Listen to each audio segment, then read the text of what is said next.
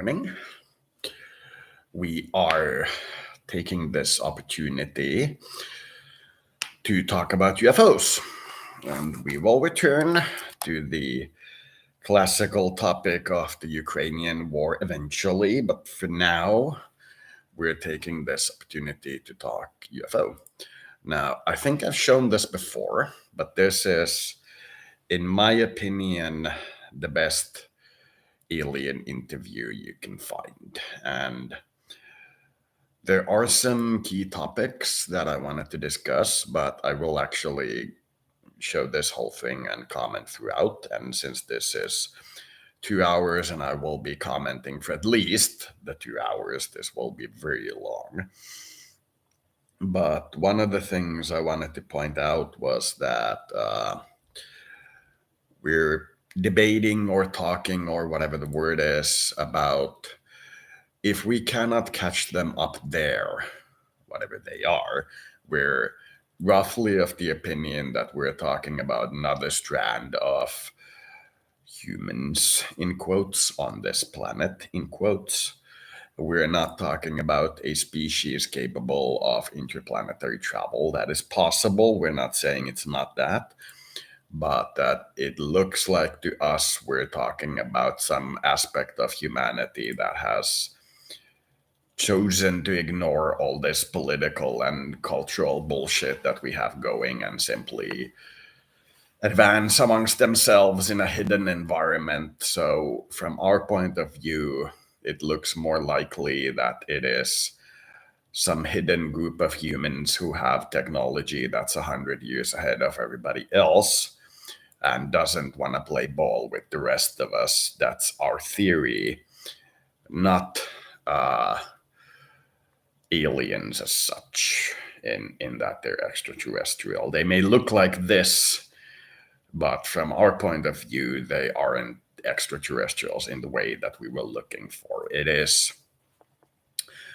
akin to meeting a Homo habilis, not akin to meeting an intelligent bear on Alpha Centauri. That is what we would consider it. But I will start this from the beginning and we can comment on it as we go.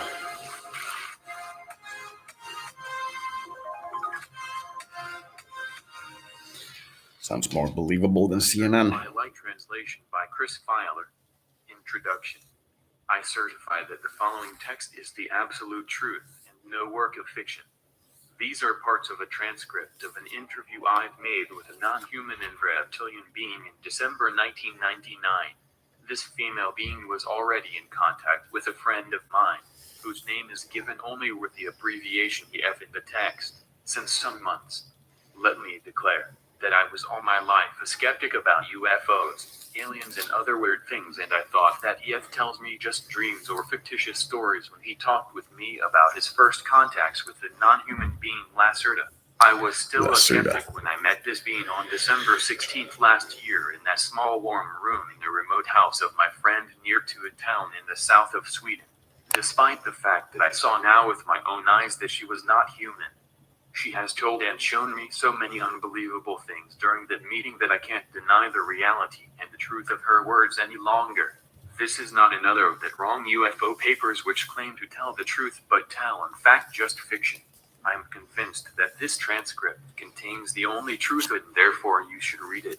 I had talked with her for over 3 hours, so the following transcript shows you only shortened parts of the interview. Because she asked me after the interview not to publish everything she had told me already now. The order of the questions in this transcript is not always the same order in which I had asked them, so it may seem sometimes a little bit confusing to you. It was not easy to delete all the important parts she had asked me to delete from the transcript, so I apologize for the maybe unusual order. I'm in the possession of the entire transcript of the interview. 49 pages with some of my drawings of her body and her equipment, and also of some tapes on which I have the full interview, but I will not reveal this before I have permission from her. I will send this shortened form of the still fascinating document to 4 of my reliable friends to Finland, Norway, Germany and France, and I hope they will translate it into their own languages and into other languages, and I hope as many people as possible will be able to read and to understand the transcript. If you receive it, please send it to all your friends via email or make printouts and copy them. I certify furthermore that various paranormal abilities of her species like telepathy and telekinesis, including the moving and dancing of my pencil on the table without touching and the flying of an apple around 40 centimeters over her hands, were shown to me during the 3 hours and 6 minutes of the meeting, and I'm absolutely sure that these abilities were no tricks. The following is certainly difficult to understand and to believe for someone who hasn't experienced it, but I was really in contact with her mind, and I'm now completely sure that everything she said during the interview is the absolute truth about our world. Unfortunately, if I read the entire transcript and much more, this very shortened form by myself, I have the strong impression that everything I've written sounds too unbelievable to be true, that everything sounds more like a bent science fiction story from TV or cinema, and I have doubts that anyone will believe my experiences. But they are true, if you believe it or not. I can't expect from you that you believe my simple words without evidence, but I can't give you that evidence. Please read the transcript and think about it, and you will maybe see the truth in these words. There will be a new meeting between me and her, again in the same house in Sweden, on April 23rd, 2000, and she promised me to give me maybe some evidence for her existence. In the meantime, I collect questions which I will ask her then. Maybe she gives me permission to reveal more of the missing parts in the transcript and about the coming war. Believe it or not, this makes no real difference, but I hope you will believe. Oleke. Transcript of interview, shortened version, December 16th, 1999. Question. First of all, who are you and what are you? Are you an extraterrestrial species, or can your origin be found on this planet? Answer. As you could see with your own eyes, I'm not a human being like you, and to be honest, I'm no real mammal, despite my partly mammal-like body features, which are a result of evolution. I'm a female reptile being, belonging to a very old reptilian race. We are the native Terrans, and we live on that planet since millions of years. We are mentioned in your religious writings like your Christian Bible, and many of the ancient human tribes were aware of our presence and worshipped us as gods. For example, the Egyptians and the Inca and many other old tribes. Your Christian religion has misunderstood our role in your creation, so we are mentioned as evil serpent in your writings. This is wrong. Your race was genetically engineered by aliens, and we were just the more or less passive visitors of this accelerated evolution process. You must know, some of your scientists have already supposed this, that your species had evolved in a naturally completely impossible speed within just 2-3 millions of years. This is absolutely impossible, because evolution is a much slower process if it's natural, but you have not understood this. Your creation was artificial and done by genetic engineering, but not by us, but by an alien species. If you ask me if I'm an extraterrestrial, I must answer no. We are native Terrans. We had some colonies in the solar system, but we originate on this planet. It's in fact our planet and not yours. It was never yours. Question. Can you tell me your name?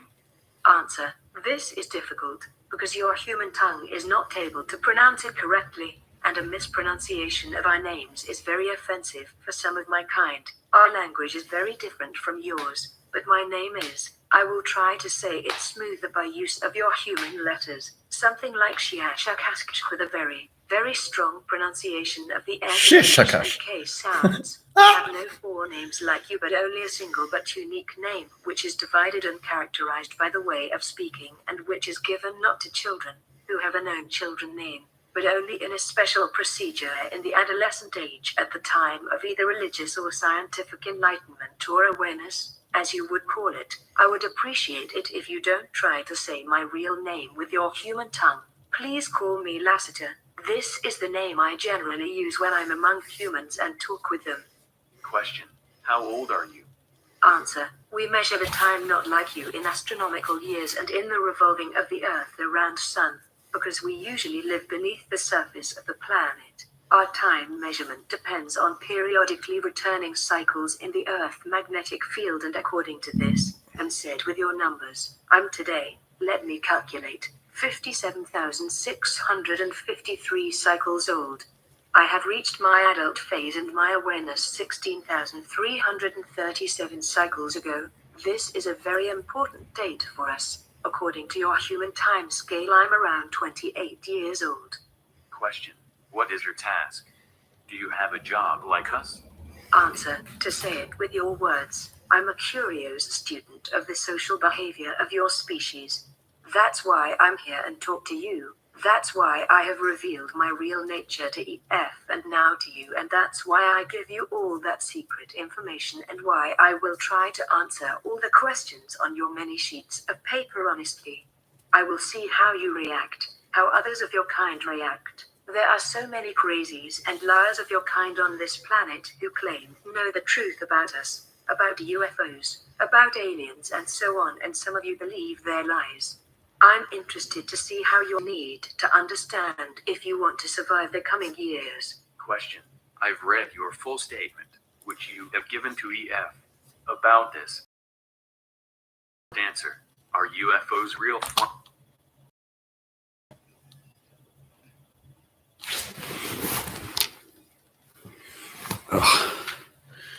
Flying objects piloted by extraterrestrials, or do they belong to your species? One moment, I gotta answer that.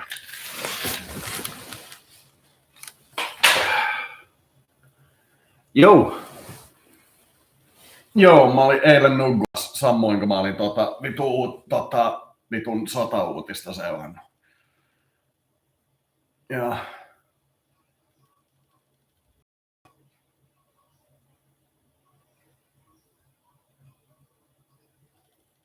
joo, näinhän se on.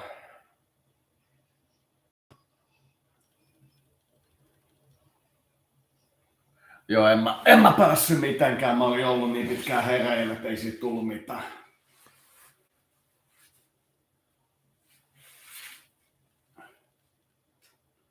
Joo.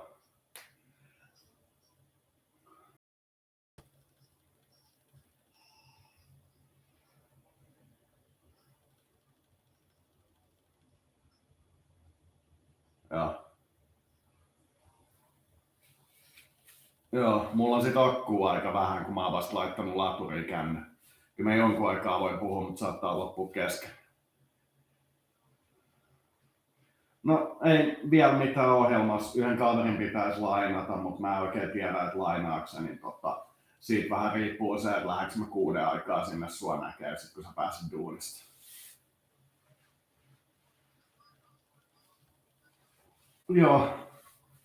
Joo, näin se on. Näin se on. Joo.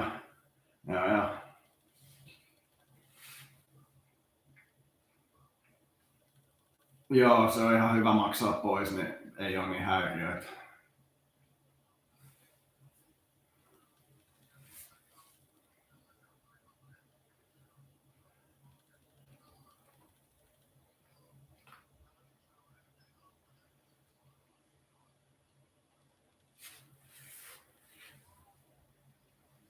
Joo.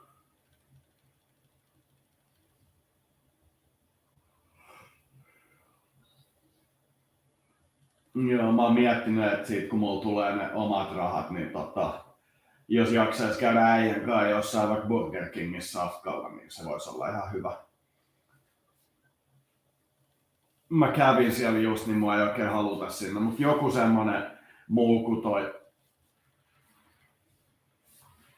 Ei kun siis, mä en halua sinne, ei haluta. Joo, kyllä mä tiedän.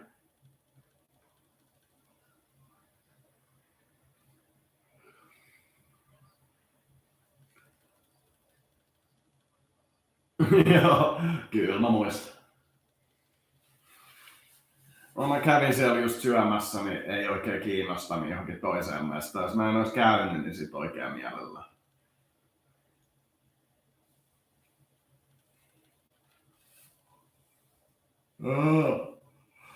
Voisi mahdollisesti jopa käydä ihan jossain pihviravintolassa.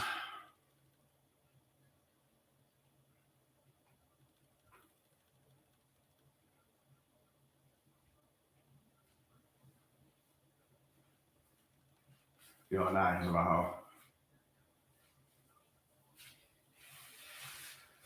Joo, niinpä.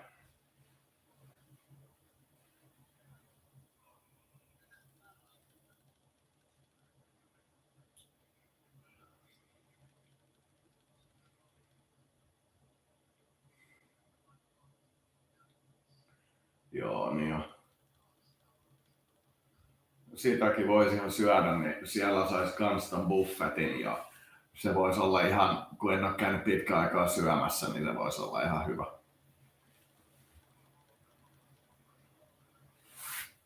Joo, näinpä.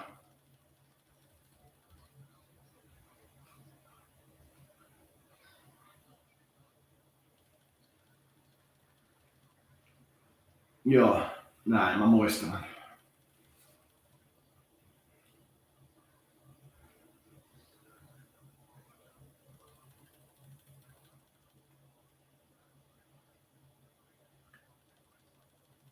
Joo.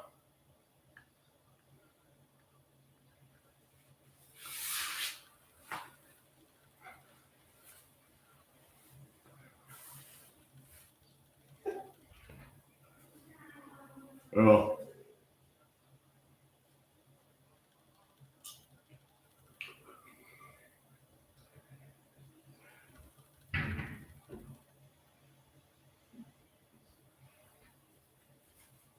Joo.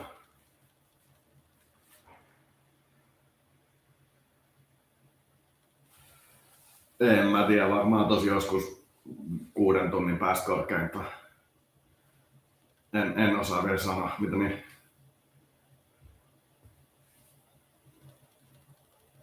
Joo, jos mä en vastaa, niin mä teen podcastia.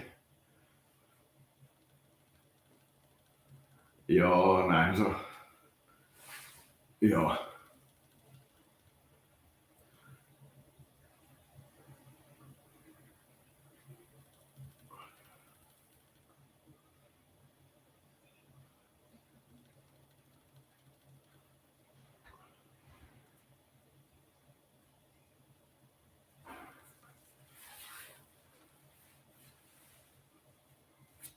Nice.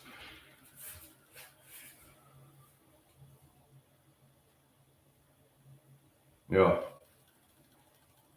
Joo.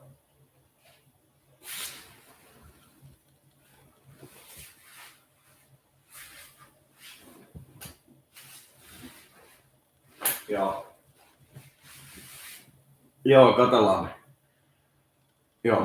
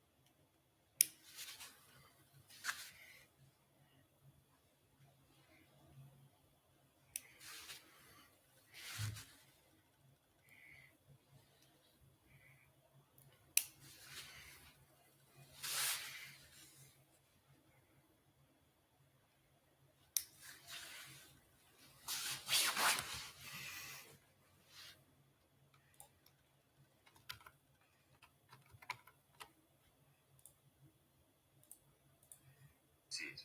Answer. Some observed UFOs, as you call them, belong to us, but most not. Most of the mysterious flying objects in the sky are not technological devices but mainly misinterpretations of natural phenomena your scientists have not understood, like spontaneous plasma flares in the high atmosphere. Nevertheless, some UFOs are real craft belonging either to your own species, especially to your military, or to other alien species, or at last to us. But a minority of sighted craft belongs really to us, because we are generally very careful with our movements in the atmosphere and we have special ways to hide our ships. If you read a report about a sighting of a metallic bright gray cigar-shaped cylindrical object with a length of, there are different types, let me say between 20 and 260 of your meters, and if this object had made a very deep humming sound, and if there were 5 bright red lights on the metallic surface of the cigar, 1 at the top, 1 in the middle, 2 at the end, then it's likely that some one of you have seen one of our ships, and this means that it was either partly defect or that someone of us was not careful enough. We have also a very small fleet of disc-shaped craft, but such UFOs belong usually to an alien species. Triangular UFOs belong generally to your own military, but they use foreign technology to build them. If you really want to try to see one of a craft, you should have a look at the skies over the Arctic, the Antarctic, and over in Eurasia, especially over the mountains there. Question. Have you a special symbol or something like that with which we can identify your kind? Answer. We have 2 major symbols representing our species. 1, the more ancient, symbol is a blue serpent with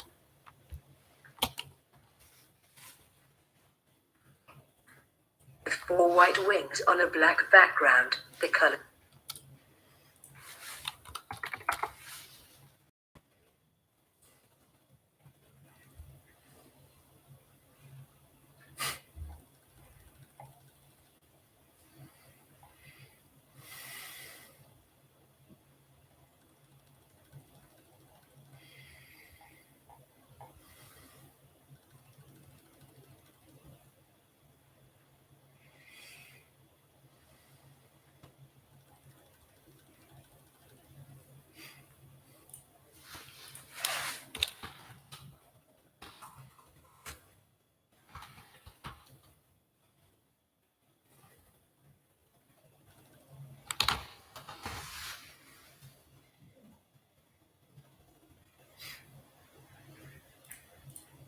have religious meaning for us.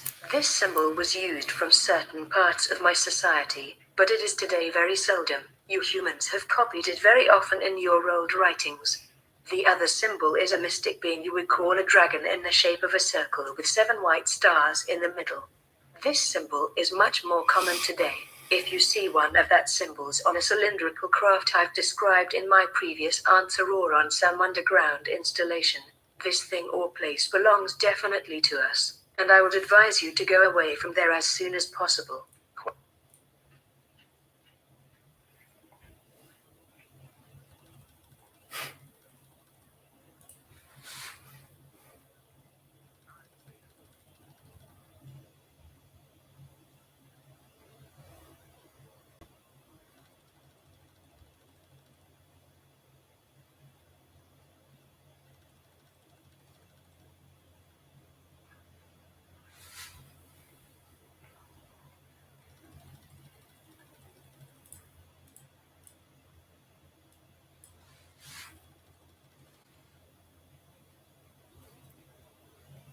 I get the feeling you want to ask me something, Commander. Maybe we could pick up where we left off. You were telling me about your interest in the Protheans. Actually, I think I was talking about my interest in you, and making a fool of myself in the process. As I said, I am not used to dealing with people, especially humans. You think? I did not really know much about your species when we first met you. I found it hard to take humanity seriously. Your kind always seemed so rushed and high-strung.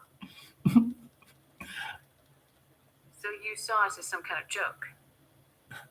As I said, I was ignorant about your species, but I have been watching you and your crew. I feel as if I have learned a great deal. The You Blue humans Dragon. are creatures of action.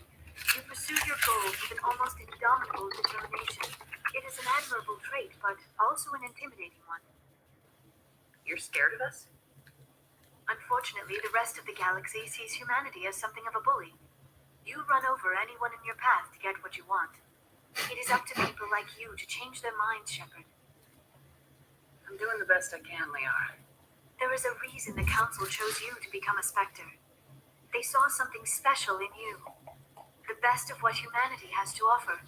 I looked into your history. I know what you did on Torfin. I cannot even imagine how horrible that must have been, but you did what had to be done. You didn't need to go behind my back. I would have told you whatever you wanted to know. I apologize, Commander. After our last conversation, I was afraid I would say something stupid again. I wanted to know more about you, to understand what made you into the woman you are.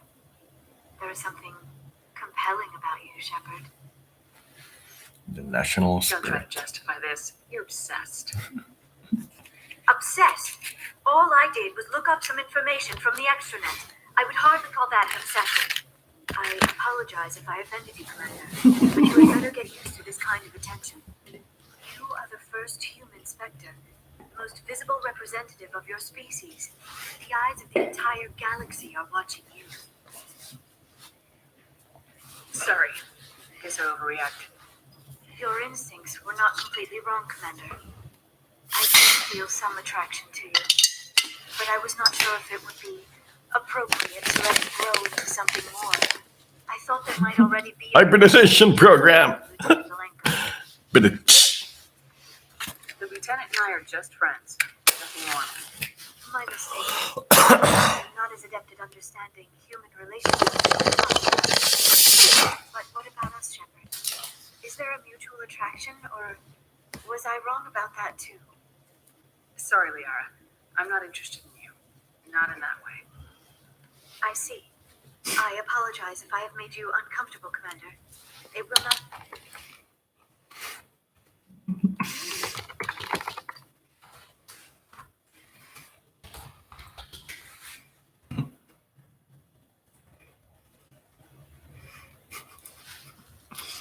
there's a trend of a woman in blue, white, and yellow.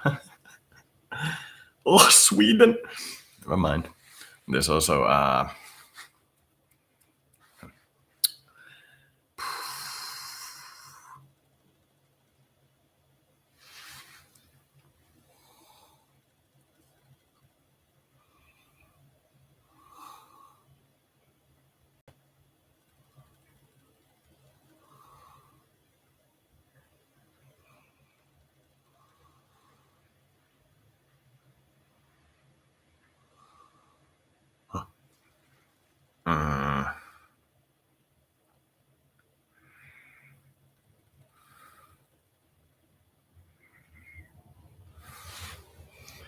can't recall what was the other blue white one that I was thinking of. Please, let us just talk about something else. I should go. Goodbye, Shepard. Question. The 7 stars in the second symbol you mentioned, do they mean the Pleiades? Answer: Pleiades? No. Actually, the 7 stars are planets and moons, and they are a symbol for our former 7 colonies in the solar system. The stars are shown in front of a blue background, and the dragon circle means the shape of Earth. The 7 white stars mean Moon, Mars, Venus, and 4 moons of Jupiter and Saturn. We had colonized in the past. 2 colonies are no longer in use and abandoned, so 5 stars would be more correct. Question. As you have not allowed me to make photos, what would be very useful to prove your real existence and the truth of this story? Can you describe yourself detail? Answer: I know that it would be helpful to prove the authenticity of this interview if you can make some photos from me. Otherwise, you humans are very skeptic. That's good for us and for the real alien species acting secretly on this planet. So even if you had such photos, many of your kind would say that they are fraud, that I'm just a masked human woman or something like that. That would be very offensive for me. You must understand that I can't give you permission to make photos of me or of my equipment. This had various reasons, which I want not to discuss with you further, but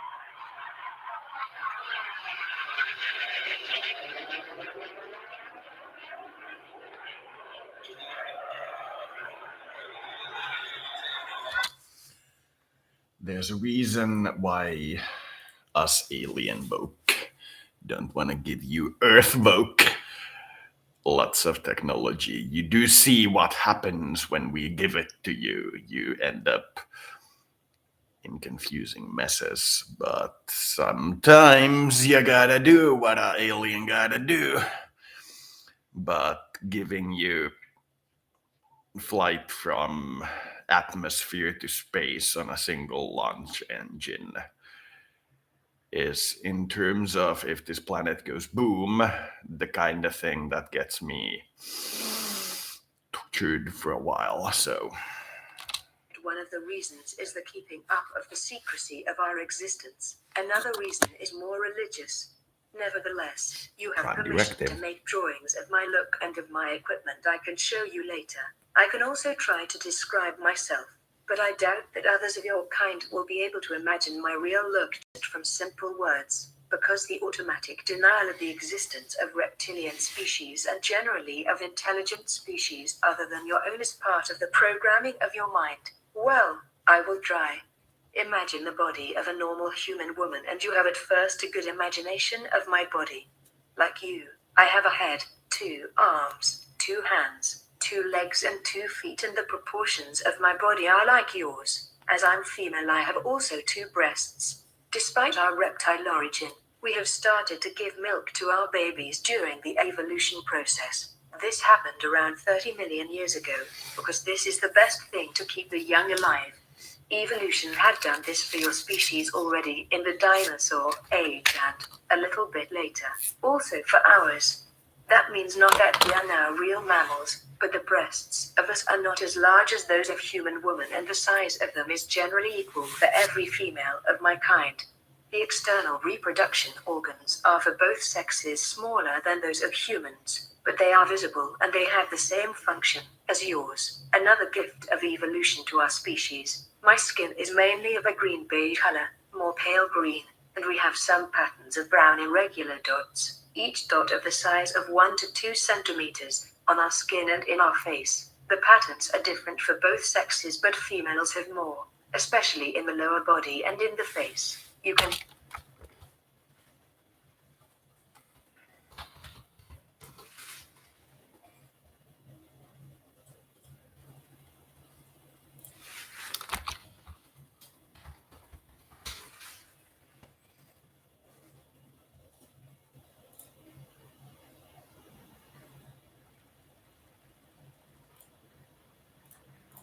see them in my case as 2 lines over the eyebrows crossing my forehead, at my cheek and at my chin.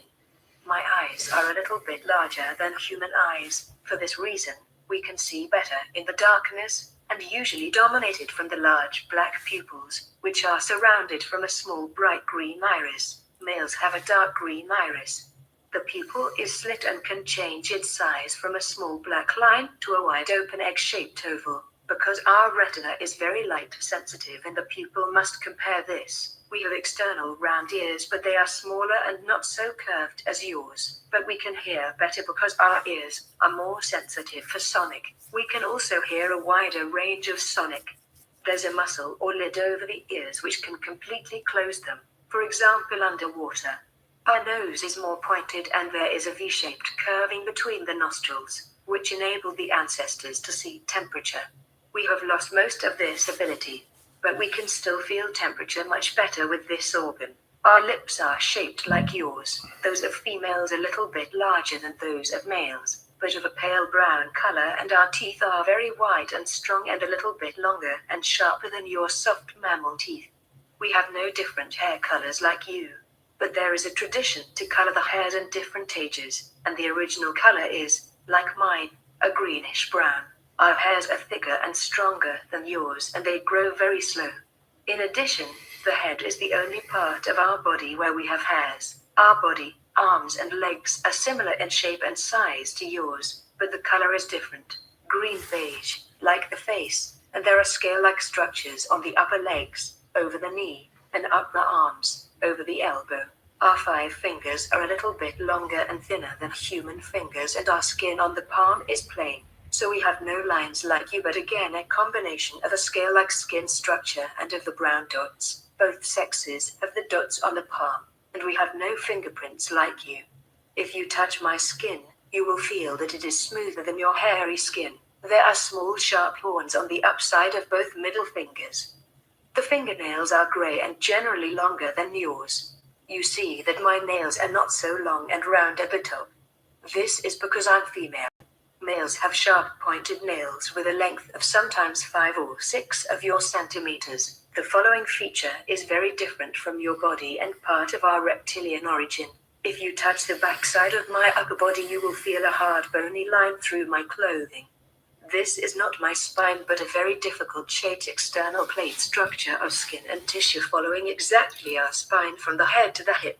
There is an extremely high number of nerves and large blood vessels in this structure and in the plates, which are around 2 or 3 centimeters long. And I'd like to point out that the way to study these things, when somebody makes an extraordinary claim, is not to immediately deny it, but rather to immediately take it at face value, let them talk, and as they talk, you will notice irregularities in their explanation, things that do not make sense. Ask about them openly, do not be hostile about them.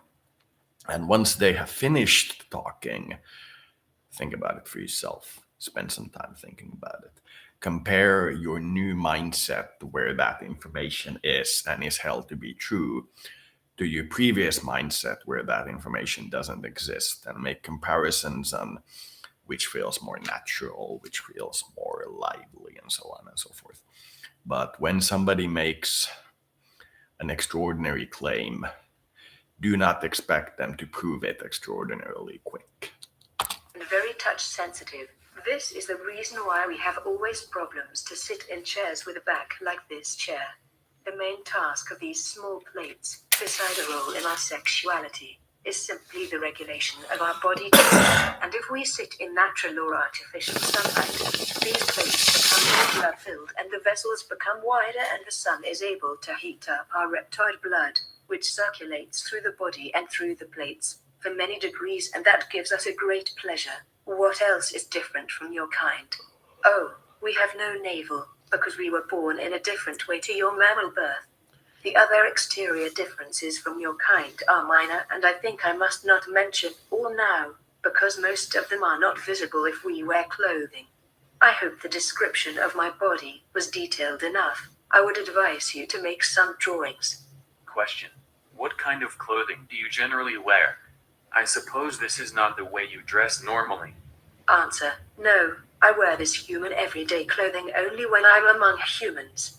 To be honest, it's not very comfortable for me to wear such tight things, and it is always a very unusual feeling. If we are in our own home, this means in our subterranean home, or in our large artificial sun areas, and if we are together with others near to our own name, we are usually naked. Is this shocking you?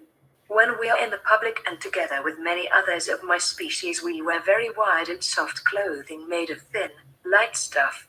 I have told you that many parts of our bodies are very touch sensitive, mostly the small back plates, so we can't feel comfortable in tight clothing because it can hurt us. Man and woman wear often the same kind of clothing, but the colors are different for the sexes. Question: you said others near to your own name. Do you mean your family? Answer: no, not really. You would call it family, but with this word you mean only those of your kind which belong genetically together like father or mother and child. As I have said earlier, we have a very difficult and unique name. Part of the pronunciation of that name is absolute unique, and there is no other being with the same name, but part of this name, the middle part, is pronounced in a way that told the others to which family I must use the word, because you haven't the right one in your vocabulary. You belong. This means not that all in that group are genetically related to you, because these groups are usually very large and contain between 40 and 70 of us. You can note that this civilization, like I said, let's take it at face value. This civilization has a low population because they refer to 40 to 70 as a very large group. This group includes generally your genetic relations, except one of them had decided to left this group, and your connection with father and mother is often the strongest. It would be too difficult for me to explain you now our very old social system, which is very complex, and we would need many hours only for the primary things. Maybe we can meet another time and I can give you detailed descriptions of all these things. Question. Have you a tail like normal reptiles? Answer. Do you see one? No, we have no visible tail. If you look at our skeleton, there is only a small rounded bone at the end of our spine behind the pelvis. This is a useless rudiment of the tail of our ancestors, but it is not visible from the outside. Oh, our embryos have tails during the first months of development, but these tails disappear before they were born. A tail makes only sense for a primitive species which tries to walk on two legs and must hold the balance with the tail. But our skeleton had changed during evolution and our spine is Same nearly for in the same humans. shape as yours, so we need no tail to stay on 2 feet. Question. You said that you were born in a different way to us. Do you lay eggs? Answer. Yes, but not like your birds or primitive reptiles. Actually, the embryo grows in a protein liquid inside the mother's womb, but there is also an egg-shaped but very thin chalk hull around it that fills the whole womb. The embryo inside this hull is completely ducky from the mother's body and it has every substance it needs to develop inside this chalk hull. There is also a cord like your navel cord which is connected to a point hidden behind the back plates. When the baby is going to be born, the whole egg is pressed through the vagina covered in a slimy protein substance and the baby came out of this soft egg after some minutes. These 2 horns on our middle fingers were instinctively used from babies to break through the chalk hull to take their first breath. Our young are not so large as your babies when they were born. They are between 30 and 35 of your centimeters tall. The egg is around 40 centimeters tall. This is because our vagina is smaller than a human one, but we grow to a normal size of 1,60 to 1,80 meters. Question. What about your body temperature? You said that you enjoy to lay in the sun. What effect has this to your organism? Answer. We are no mammals and as reptiles our body temperature depends on the temperature of our surrounding. If you touch my hand you will maybe feel that it is colder than yours, because our normal body temperature is around 30 to 33 degrees Celsius. If we sit in the sun, especially naked and with our row of small back plates in the sun, our body temperature can rise for 8 or 9 degrees within minutes. This rise causes a production of many enzymes and hormones in our body. Our heart and brain and every organ becomes more active and we feel then very, very good. You humans only enjoy being in the sun, but for us it is the greatest pleasure you can imagine. Maybe like your sexual excitement. We also enjoy swimming in very warm water or other liquids to rise our body temperature. If we are for some hours in the shadow, our temperature goes back to 30 to 33 degrees. This can cause no harm to us, but we feel much better in the sun. We have artificial sun rooms in the underground, but this is not the same for us like the real sun. Question. What do you eat? Answer. Generally various things like you. Flesh, fruit, vegetables, special kinds of fungus from subterranean farms, and other things. We can also eat and digest some substances which are poisonous for you.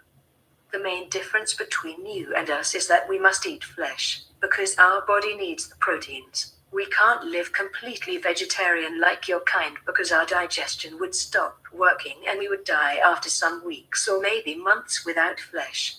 Many of us eat raw flesh or other things which would be disgusting for you. Personally, I prefer cooked flesh and surface fruits like apples or oranges.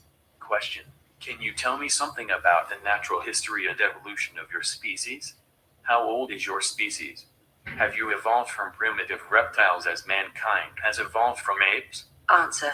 Oh, this is a very long and complex story and it sounds certainly unbelievable to you, but it's the truth. I will try to explain it in short. Around 65 million years ago, many of our unadvanced ancestors from the dinosaur race died in a great global cataclysm. The reason for this destruction was not a natural disaster, an asteroid impact as your scientists believe falsely, but a war between two enemy alien groups that took mainly place in the orbit and high atmosphere of your planet.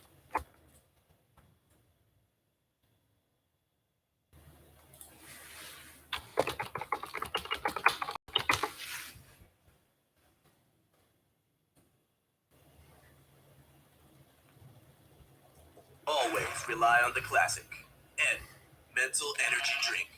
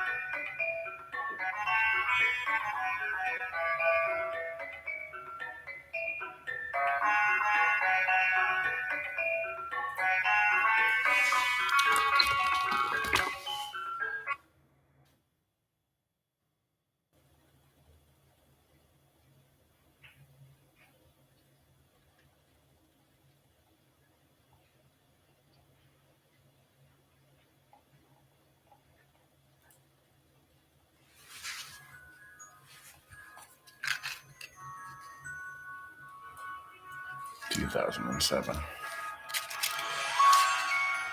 Time flies when you're having fun, eh?"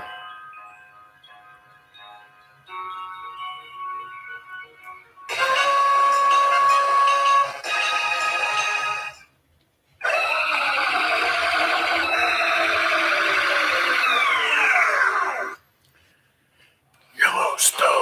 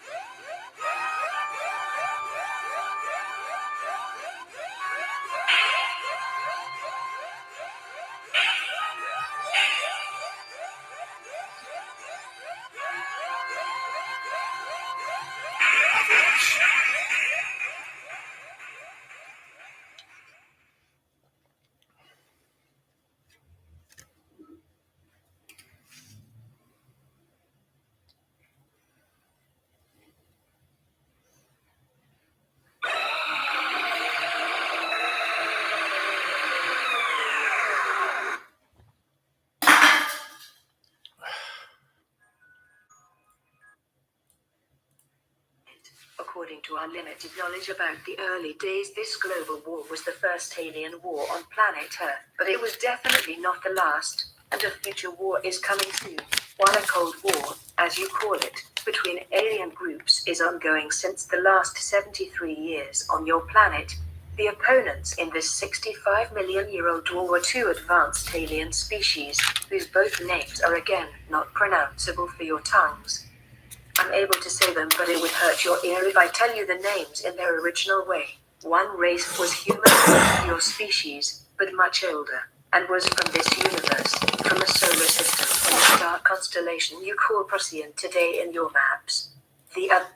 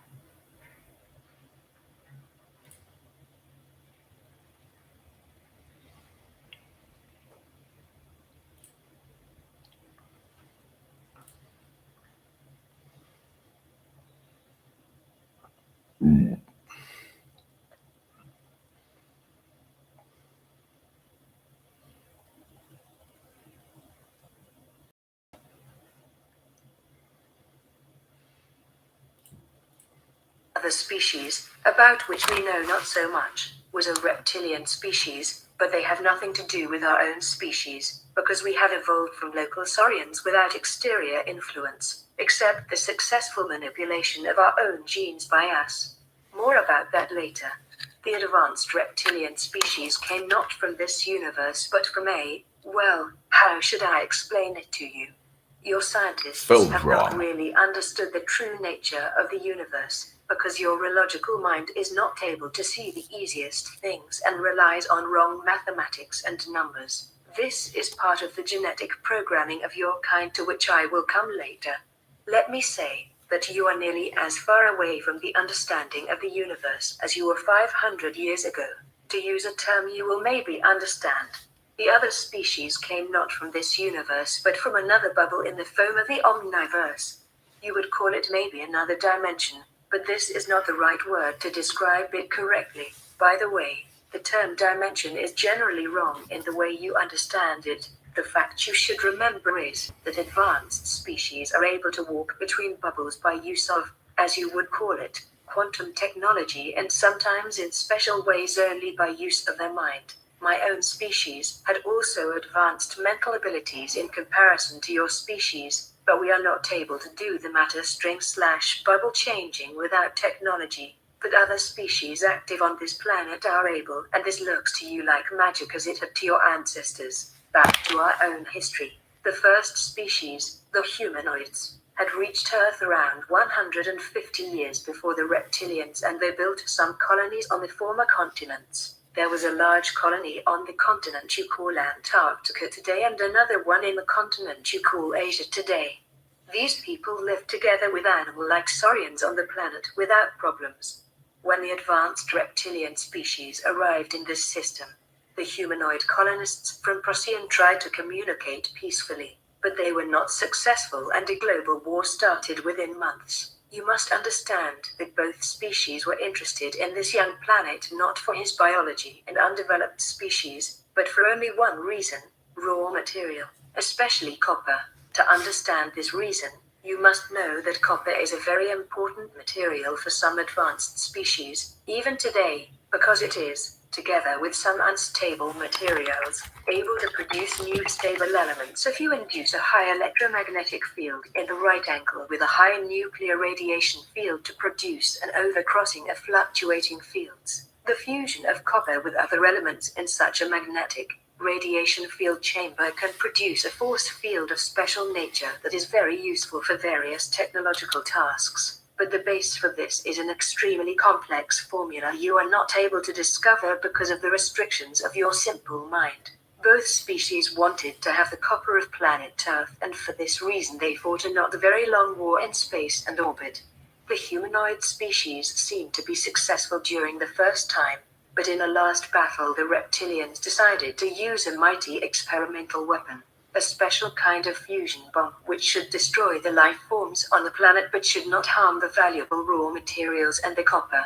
The bomb was fired from space and detonated at a point of your planet you call Middle America today. As it detonated in the ocean, it produced an unpredictable fusion with hydrogen, and the effect was much stronger than the reptilians had expected. A deadly radiation, an overproduction of fusion oxygen, a fallout of different elements, and a nuclear winter for nearly 200 years were the result. Most of the humanoids were killed, and the reptilians lost their interest on the planet after some years for, even for us, unknown reasons, maybe because of the radiation. Planet Earth was on its own again, and the animals on the surface died. By the way, one result of the fusion bomb was the fallout of different elements and the materials created in the burning process, and one of those materials was iridium.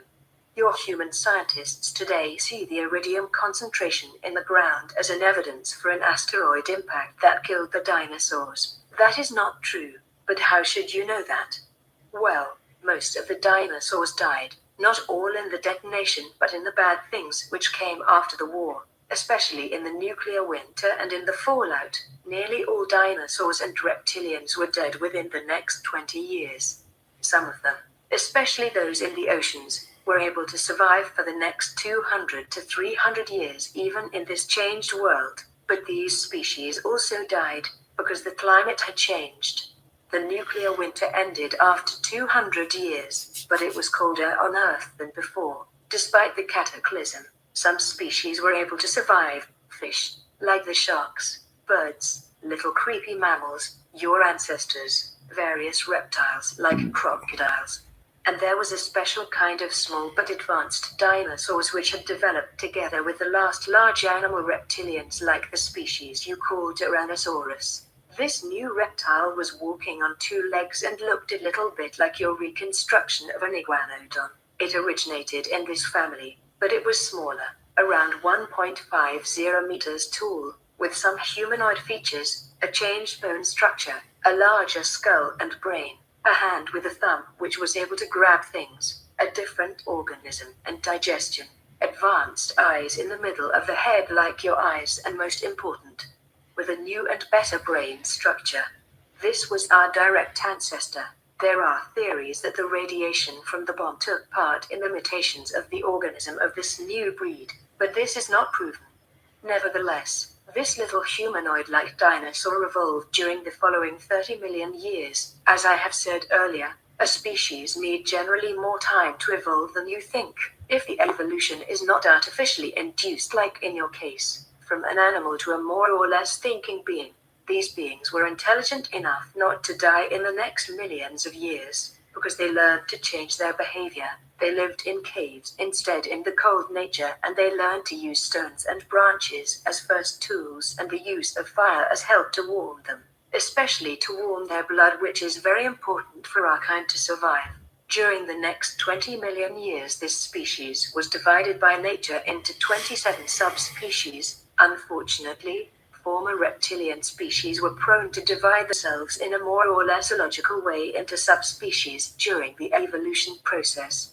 You can clearly see this in the unnecessary high number of animal dinosaur species in earlier times, and there were many, mainly primitive, wars between this subspecies for dominance. Well, nature was not very friendly to us, and as far as we know from the 27 subspecies, 24 were extinct in primitive wars and in evolution, because their organism and mind was not developed enough to survive, and, as main reason, they were not able to change their blood temperature in the right way if the climate changed. 50 million years after the war and after the end of dinosaurs, only 3, now also technological, advanced reptilian species were remaining on this planet together with all the other lower animals.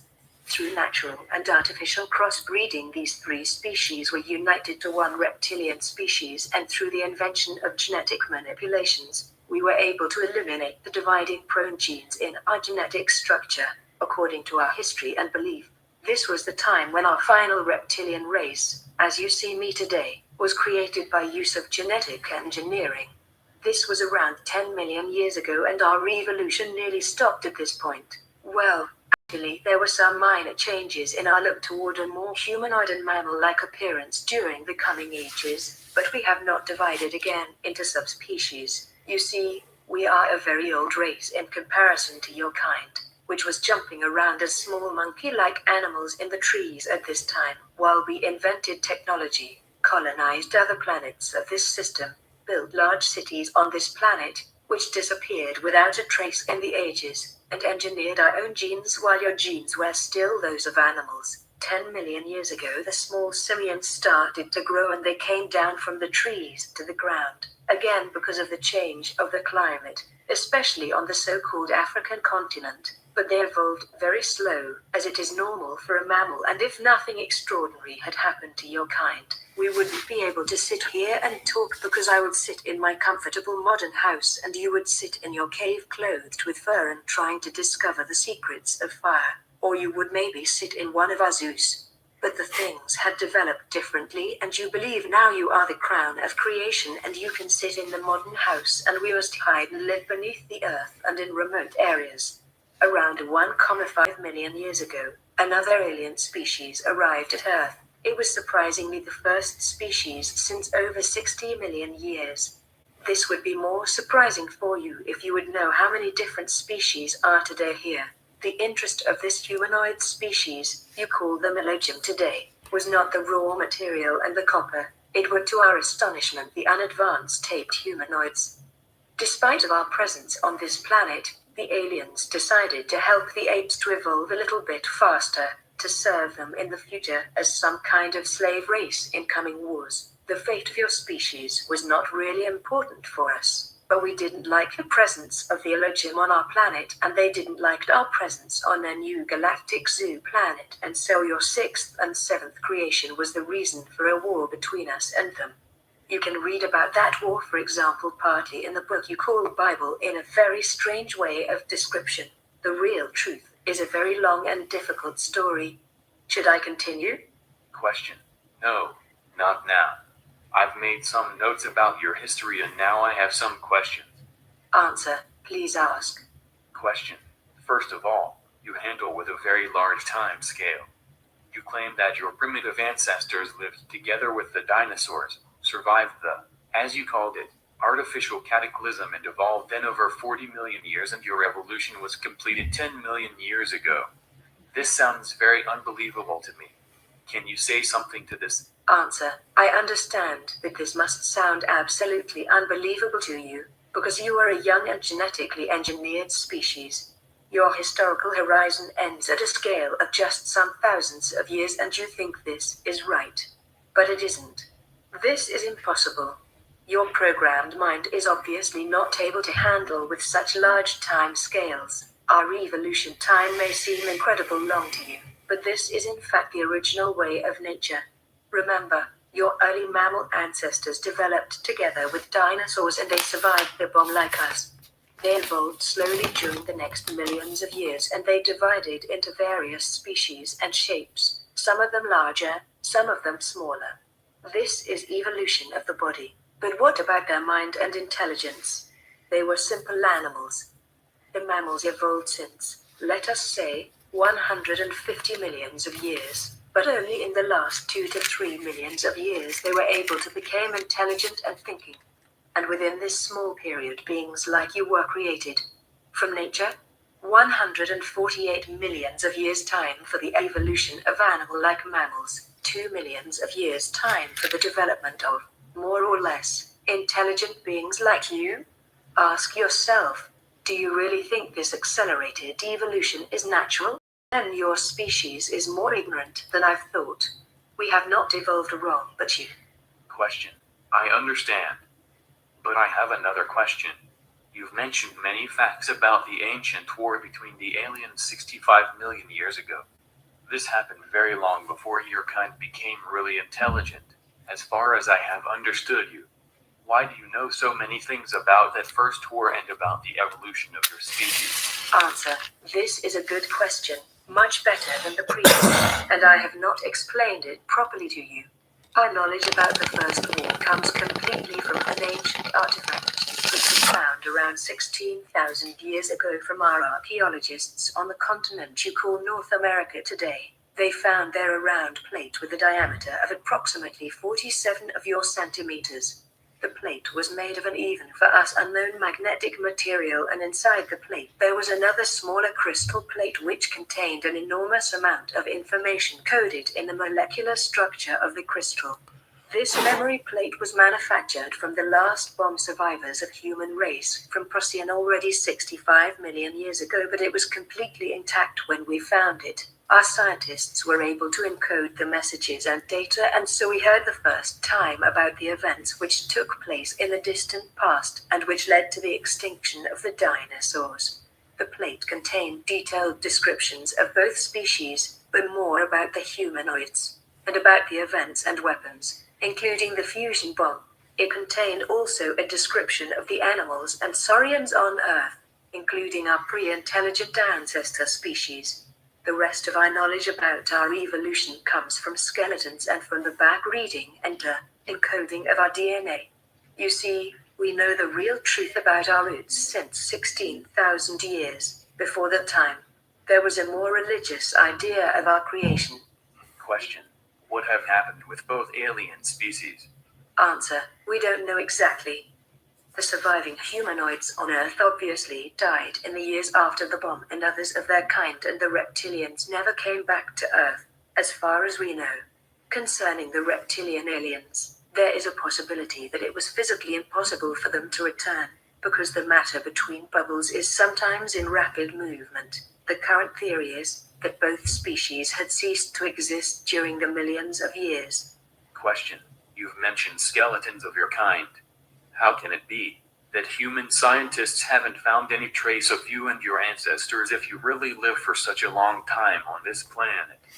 We have found many skeletons of primitive dinosaurs, but none of an advanced reptilian being with a larger skull and brain and a hand with a thumb as you have described it before. Answer: yes, you have. But your great scientists were not able to reconstruct the skeletons completely, because they wanted to reconstruct reptilian animals, not intelligent beings. You would laugh if you would know how many of the, especially small, saurian skeletons in your museums are totally wrong constructions of never-existing beings, because you used many bones which didn't really belong together, and sometimes you made artificial bones if something was missing you needed to construct an animal saurian. Many of your scientists are aware of this problem, but they don't make it public, because they can't explain it, and they claim that the right bones were just missing and their reconstruction is right. Many bones of us were used for iguanodon reconstructions, for example the hands with the visible thumb. Look at an iguanodon in a museum and you will see.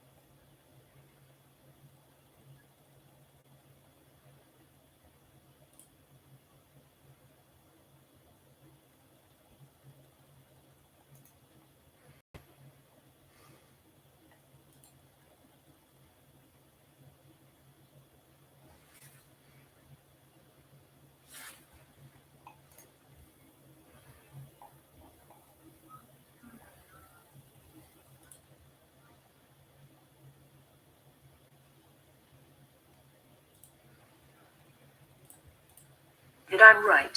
A scientist in the country you call United States had built a nearly correct skeleton of our kind some years ago, but the local government, which is partly aware of our existence, confiscated the reconstruction.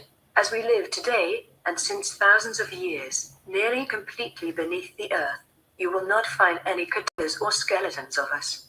Question: you speak sometimes about underground cities and artificial sunlight. Do you mean something like a hollow Earth with this? Is there a second sun inside our planet? Answer: no. Earth is not really completely hollow and there is no second sun inside. This story is ridiculous and physically not possible. Even your species should be intelligent enough not to believe this. Do you know how much mass a sun must have to produce energy and light for a longer time by fusion? Do you really think that there could be a small active sun inside the planet? When I talk about our subterranean home, I talk about large cave systems. The caves you have discovered near to the surface are tiny in comparison to real caves and huge caverns deeper in the earth, in a depth of 2,000 to 8,000 of your meters, but connected with many hidden tunnels to the surface or to surface near caves, and we live in large and advanced cities and colonies inside such caves. Major sites of us are beyond the Arctic, the Antarctic, Inner Asia, North America and Australia. If I talk about artificial sunlight in our cities, I don't mean a real sun but various technological sources of light, including gravitational sources, which illuminates the caverns and tunnels. There are special cave areas and tunnels with a strong UV light in every city and we use that places. Okay, so one of the things she says is, hasn't said it yet, will soon say it because I remember this one, is that if actually she might have said it, if you look at her through your organic eyes, or you look at any of her cave structures with your organic eyes, you will be deceived that they have the ability to do that, but that they cannot really influence mechanical equipment in the same way. So going through these cave structures with like heat cameras, gravitational sensors, other things like that, you ought to be able to see something if this is real. Yeah, nobody right now has neither the resources nor the desire to go spelunking through every cave on the planet with like UV goggles, but picking some of those cave sites with a correspondingly large number of missing humans near them, because there seems to be an overlap of cave structures and missing humans, especially in the North American continent. Going through them with UV, infrared, gravity sensors, general heat sensors, etc., and with careful debriefing of people who go there in the case that they run into somebody and don't want to talk about it. With sufficient effort, you might be able to find something weird, which is what I'm getting here. But if you are to believe other UFO reports, there is some amount of talk of battles underground when you actually do go and explore there. There are some things like the Bob Lazar discussions where people claim to have been with, for example, US military units which have explored these underground caves and then have randomly hit a cave wall in and then discover that they're in an underground base of aliens. There's some reports of that, with the ensuing firefight happening because both sides started randomly shooting at each other.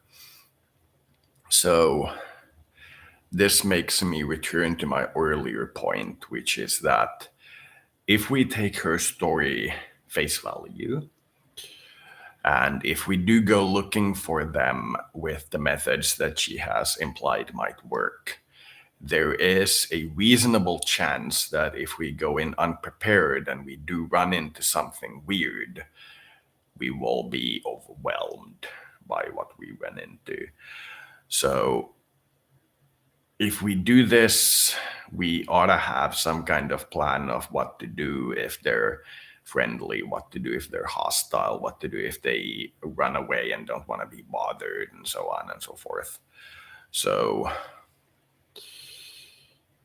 heat camera, infrared camera, ultraviolet camera, whatever, all these different things with perhaps some tested psychically inclined people with satellite detections on which areas of the Earth have unusual gravity disruptions and so on and so forth.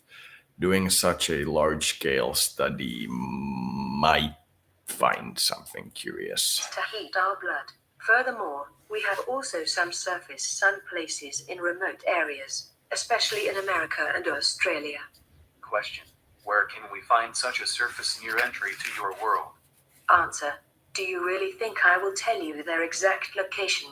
If you want to find such an entry, you have to search it by yourself. But I would advise you not to do that.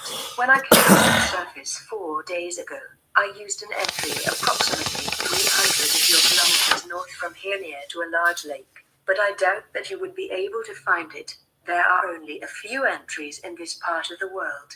More are far more north and east. As a little advice, If you are in a narrow cave or in a tunnel or even in something that looks to you like an artificial mine shaft, and as deeper you walk, as smoother appear the walls, and if you feel unusual warm air streaming from the depth, or if you hear the rushing sound of streaming air in a ventilation or elevator shaft, then look for a special kind of artificial and smooth wall somewhere in the cave with a door made of grey metal. If you would be able to open that door, but I doubt this, you would be in a usually round technical room with ventilation systems and elevators to the depth. This is probably an entry to our world. If you have reached this point, you should know that we are now definitely aware of your presence. You are already in big trouble if you have entered the round room. But you should look for one of the two reptilian symbols on the walls. If there are no symbols or other symbols, you are maybe in bigger trouble as you think, because not every underground installation belongs to our kind. Some new tunnel systems are operated from alien races, including hostile races. My general advice, if you find yourself in a, for you, strange underground installation, run away as fast as you can. You think? Question. You mentioned earlier that you use the name Lacerta when you are among humans and that you enjoy it to be in the real sun on the surface of Earth. But how can you be among humans? You don't look like us, so anyone will see that you belong to another species. Why have nobody seen and described a being like you with your kind lives already since our creation together with us on the same planet?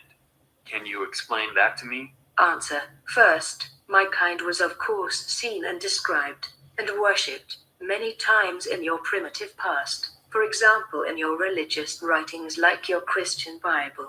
You can find descriptions and even simple drawings of us, for also in the southern part of the American continent on various temples. So-called wise men from India and from the Asian mountains have described our species many times in writings, together with other wise men from the African continent. I think we are the most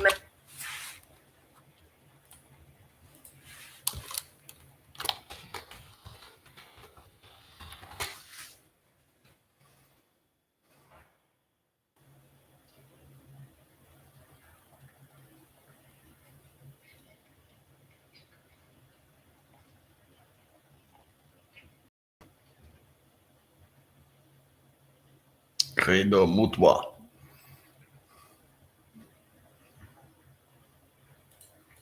mentioned non-human species, maybe beside the origin, in your history.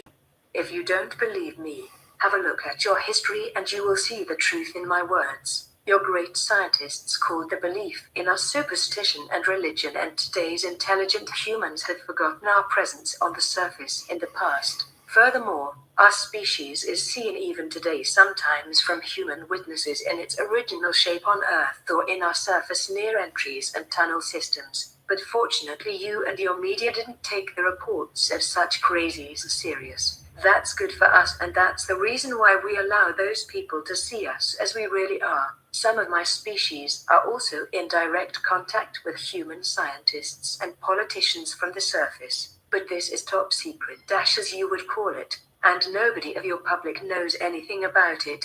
The matter of these meetings is generally the upcoming war within between the alien species and our assistance in this war. But there is also another explanation why we can walk among you and why you are not able to recognize us: mimicry. The following may again sound unbelievable and even shocking to you, but as you have asked, I will explain it. I have told you before that we have more advanced mental abilities than your species, and with more advanced I mean that we are able to use telepathy and telekinesis from our birth on. In fact, mother and newborn child communicate generally with telepathy during the first months, without special training, as you need it to activate these sleeping parts of your brain.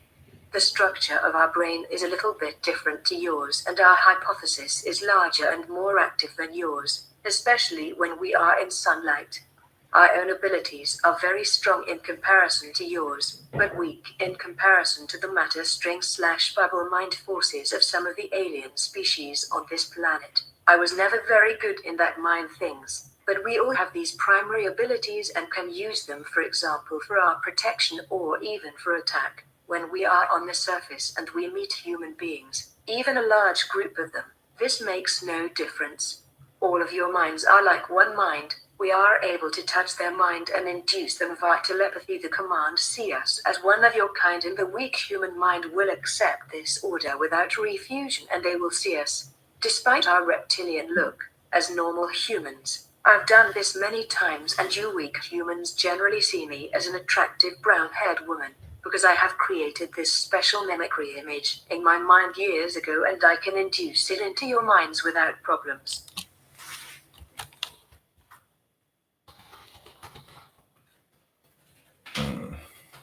Tässä niin oli.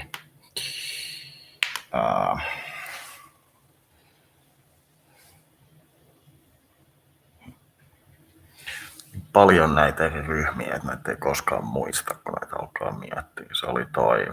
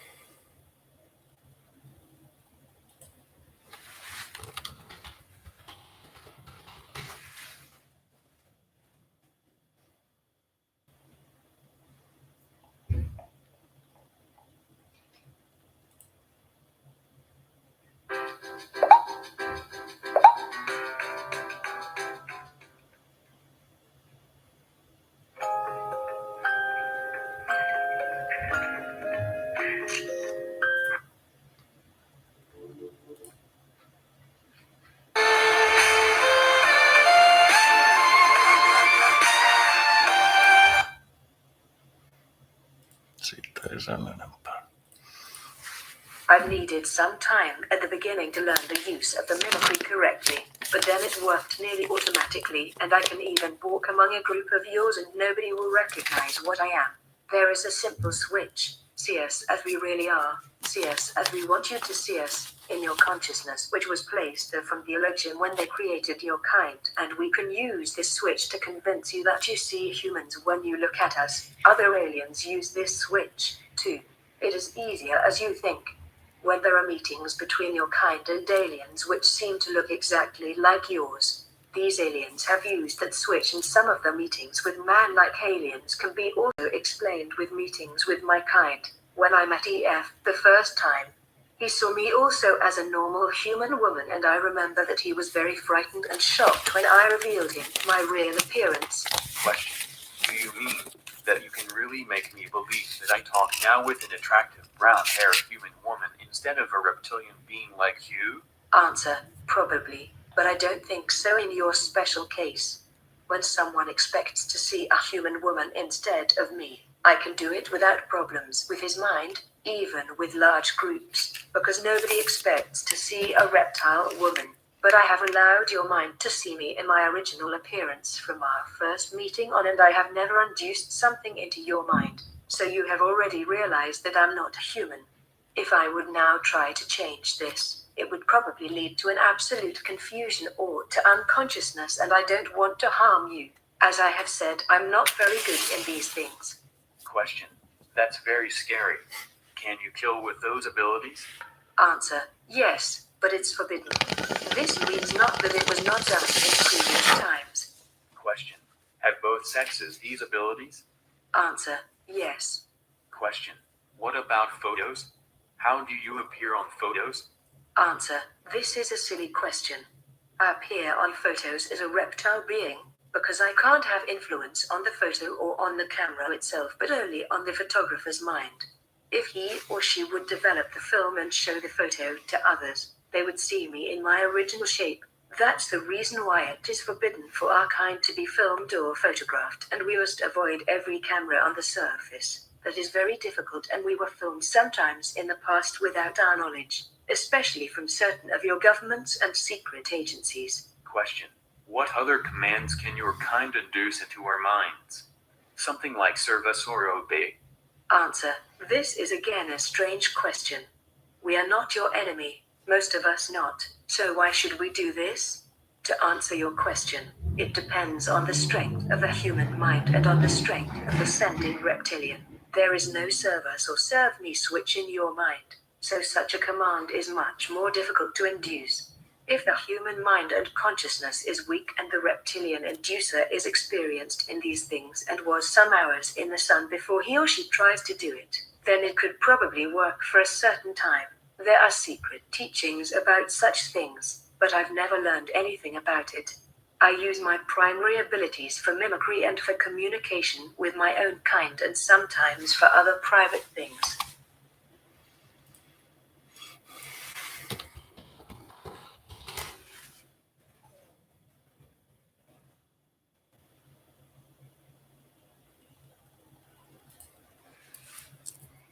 How are the casualties? They haven't brought in many more wounded. That's something. How are you holding up, Liara? This is it, isn't it? Yeah. This is it. I don't know what to say. I just know I'll have a clever line 5 minutes from now. I do have one thing for you, Shepard. A gift. It'll only take a moment, if you want it. What kind of gift? Do you remember when I first joined my consciousness to yours? I can show you some of my own memories. Asari exchange them sometimes, with their friends, or the people they respect. It can also be a way to say farewell. I'd be honored. Close your eyes.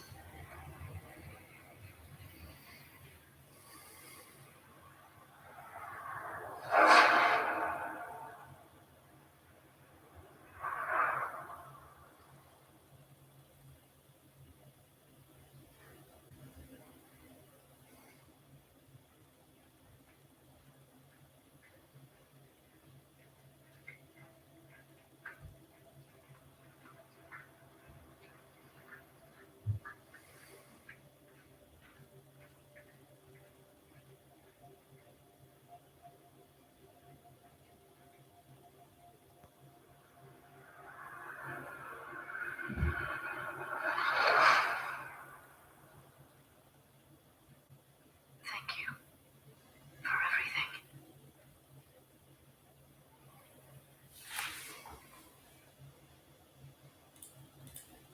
But I've never used it to harm humans or their mind. I would appreciate it if we can end with this topic here.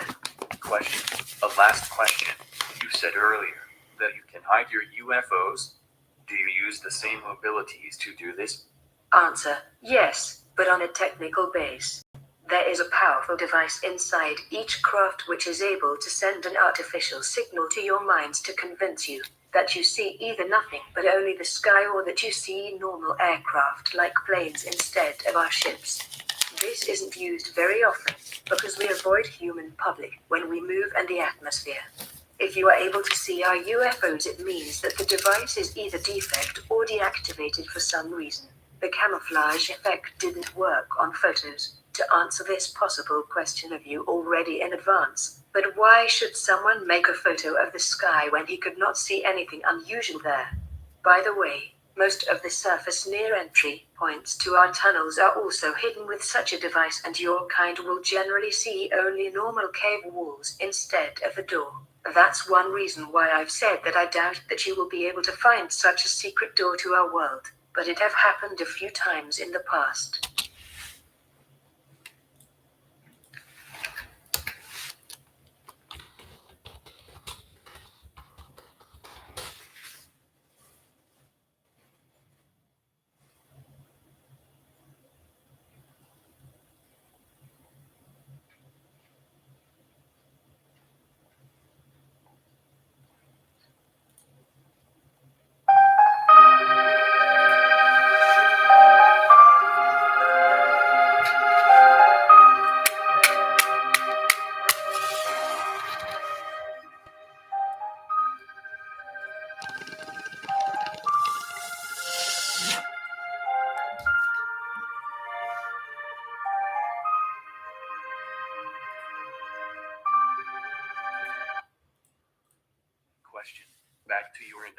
history.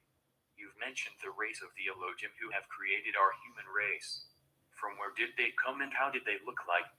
What had exactly happened when they arrived? Are they our God?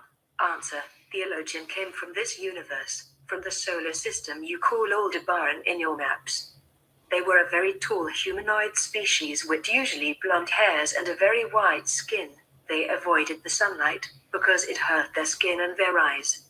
This was absolutely unbelievable for a sun-loving species like us. They seemed to be intelligent and peaceful at the beginning, and we started a more or less friendly communication with them. But later they showed their real intentions and plans. They wanted to evolve the apes to a new breed, and we were a disturbing factor for them on their new zoo planet. At first, they caught around 10,000 or maybe even 20,000 of your simian ancestors, and they left the planet for some 100 years. When they returned, they brought your, now more human, ancestors back. Then they left Earth again for some thousands of years, and the primitive pre-humans lived together with us without major problems. They were just afraid of our aircraft and technology. The Elohim had taught their mind and enhanced their brain and their body structure, and they were now able to use tools and fire.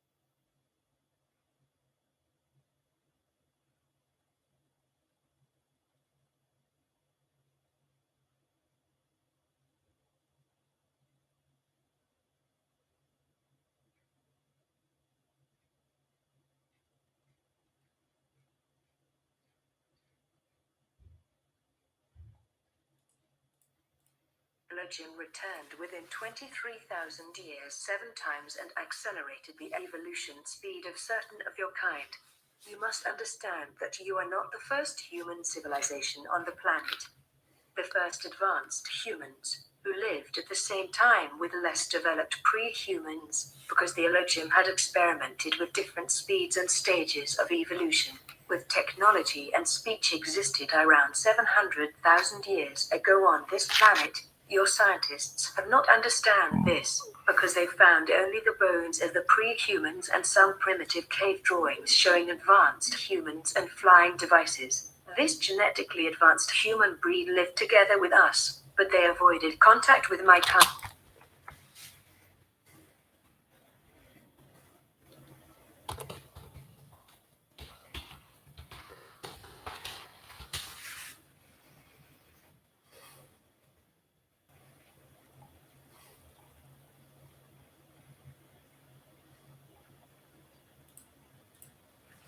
Because the Elohim teachers had warned them with misleading purpose that we are evil beings and that we lie to them.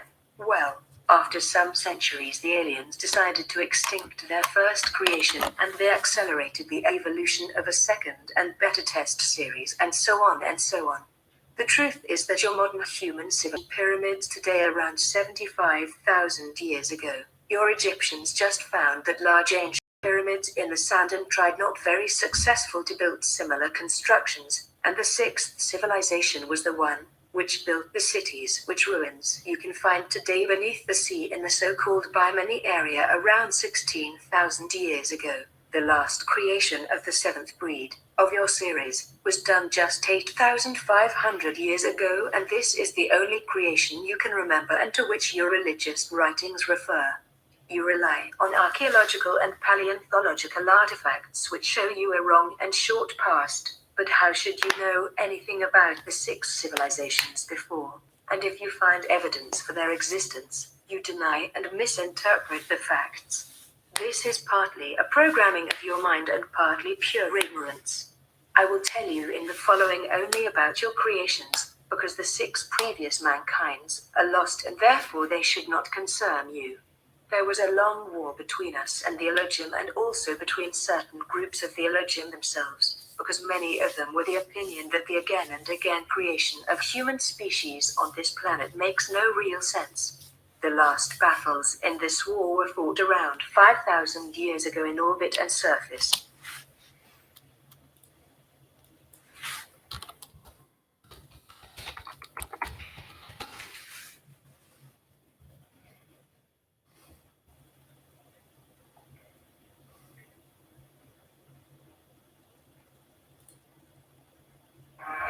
There is something wrong here. Something which makes my sheath retract and my talons freeze. I sense the ugliness of 1,000 evil thoughts. And I have located the source of these fetid emanations.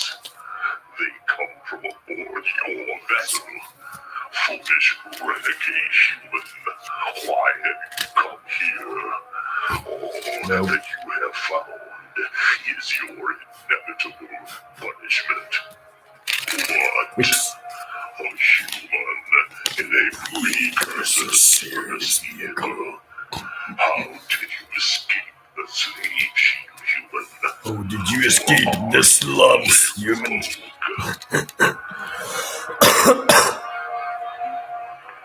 Although you consider us the enemy, these conclusions are flawed.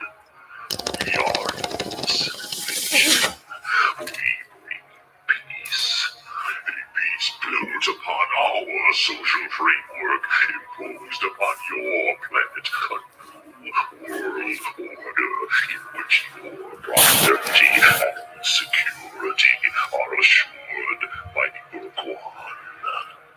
We will protect you from the hands of this hostile universe, from dangers so hideous, your simple minds cannot imagine their dark scope.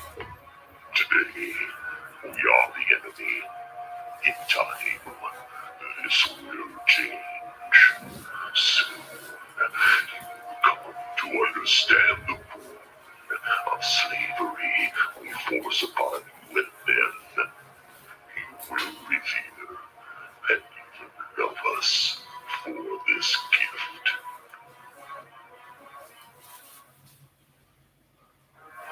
Human, you have ignored our commands and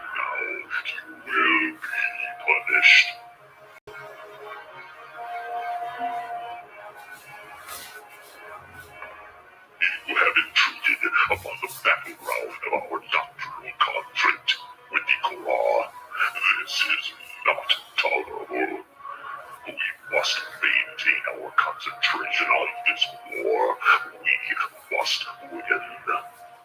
Should we lose, the consequences to you and all of us sentient life in this part of the galaxy would be very grave. Since you have refused to depart willingly, it appears that we must eliminate you ourselves.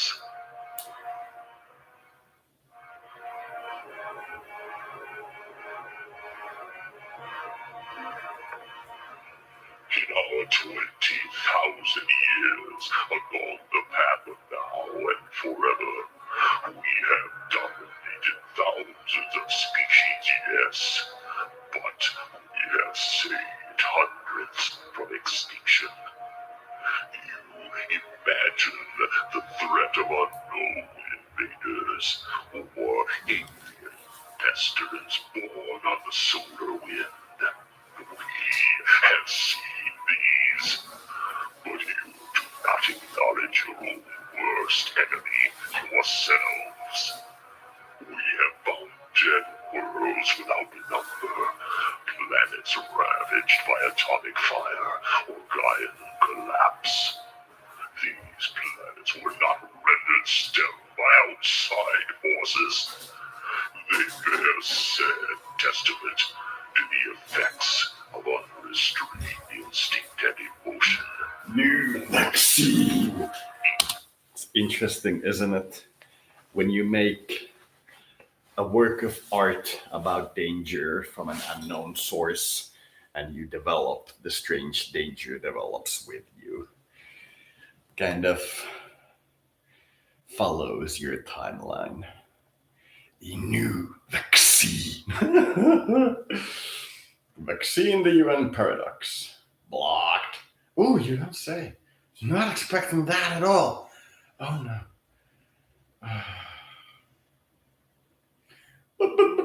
It used copyrighted material. Oh, like my DNA.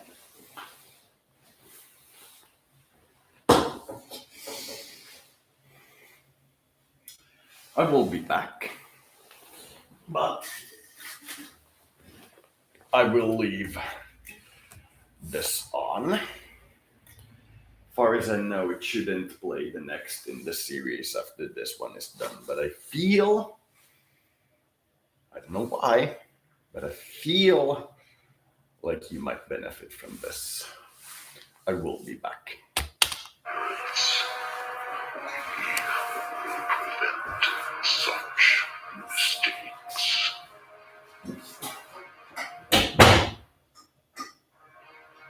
We will give you no more warnings, renegade human.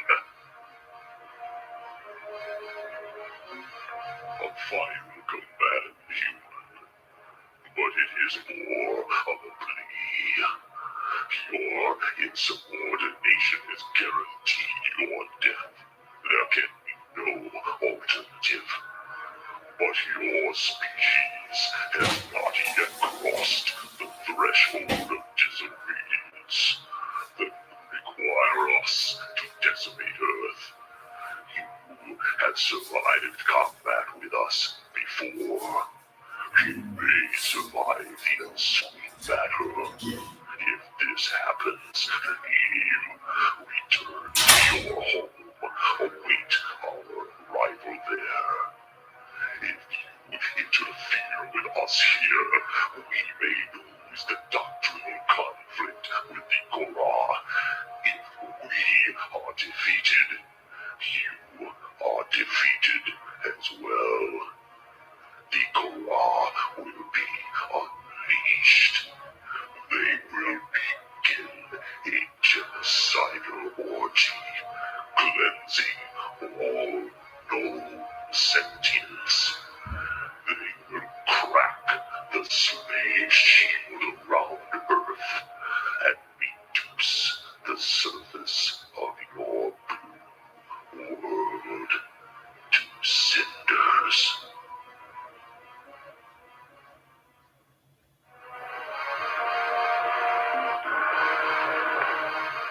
Alien, you have spoken words and You have spoken them rightly.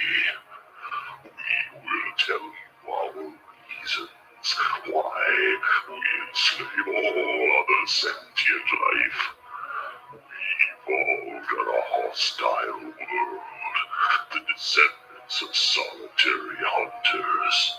In those ancient days, there was no Korra or Kazertsa, only the Urkwan.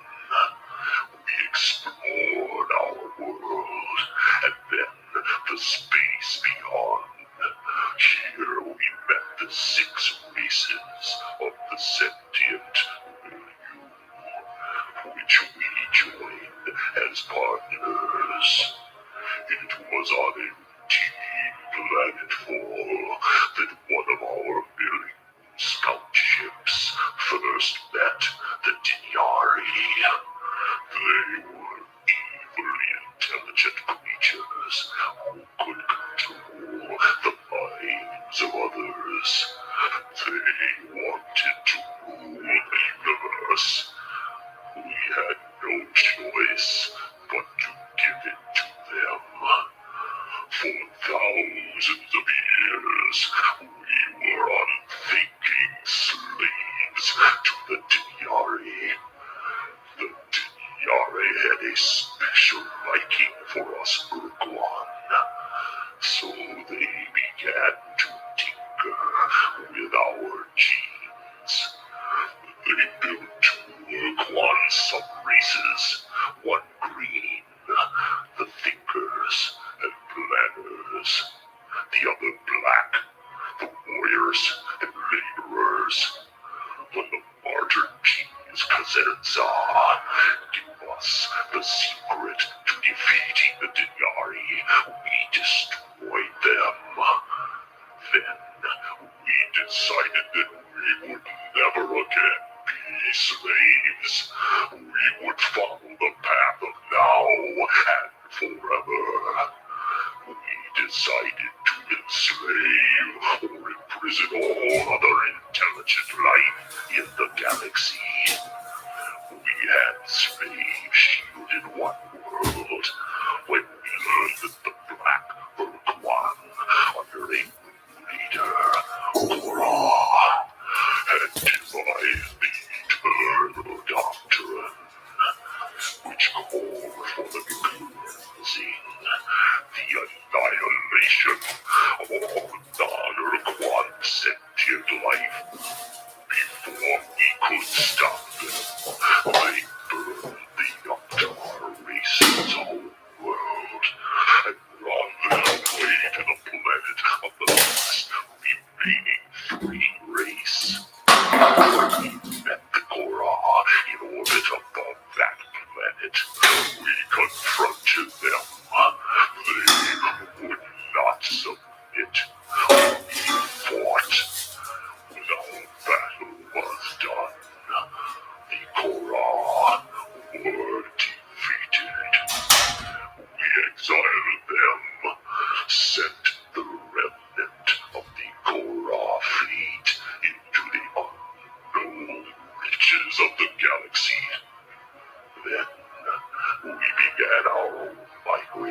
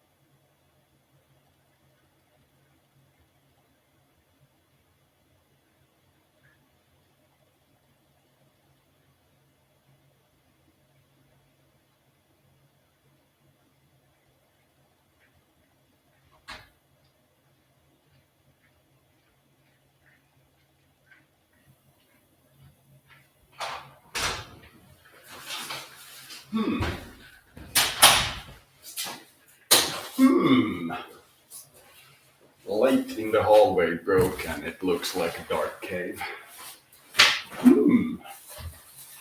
Some alien is making fun of me. Okay, back to seriousness. Thus far, we've heard some interesting claims. A few things that could, with some amount of work, actually be verified as being either true or false. But for about 90% of what this Lucretia woman claims, it is either scientifically completely inaccurate or impossible to verify. But in these hoopla-filled stories, the main point usually isn't the parts you can disprove, because you can claim that that's the lack of common understanding which is causing you to think that you can disprove it, which may or may not be true. I won't get into that. But the parts that can, in theory, be proven are worth some interest. And the main part seems to be that if we explore the iridium deposits associated with the Chicxulub event, and we study them with great detail, we should be able to find some things which are inconsistent with the theory of massive meteorite hit, as well as the theory that with sufficient preparation and understanding of what you're looking for, you should, if you explore these cave structures in a large scale, be able to at some point find this underground thing that this species builds. Those seem to be the two main points, both of which are interesting. The rest is, as I recall, mostly mythological history, which is why I think that this Lucretia woman reminds me greatly of the Asari Liara, because she seems to talk and behave like a xenobiologist, like an archaeologist, instead of somebody who you could describe as being non-nerdy. She seems to have the distinct energy of being a nerd of their society, which is interesting.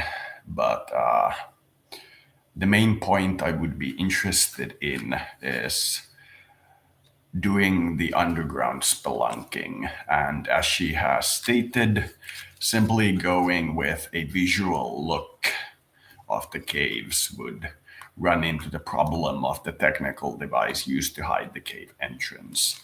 But if you make a sufficient satellite sweep of the planet, look for gravimetric distortions, as in gravity that is inconcurrent with what there should be, in combination with exploring the local cave structure with infrared and ultraviolet lamps and videotape equipment and videoing the whole thing, and then looking at it afterwards and making repeated journeys in the same caves to explore the interesting parts again, you might be able to find one of these folk.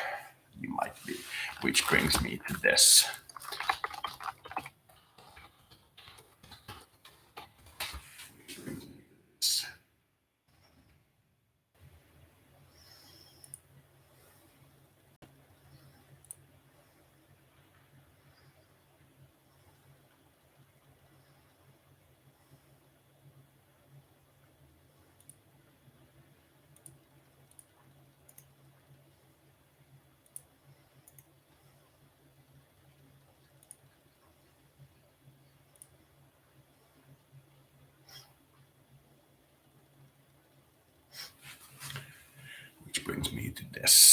Why is the found cave structure map overlap so completely with the missing persons map? Which is why this to me is interesting.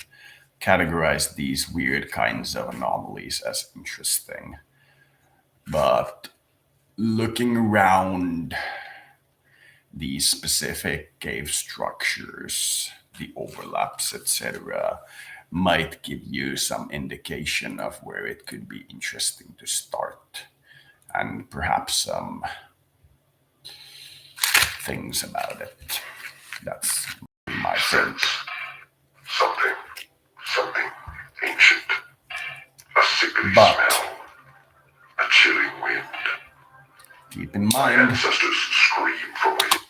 one exploration of one alien in a friendly environment is enough to push somebody who has 20 years of experience in shamanism to a 7-year psychotic break.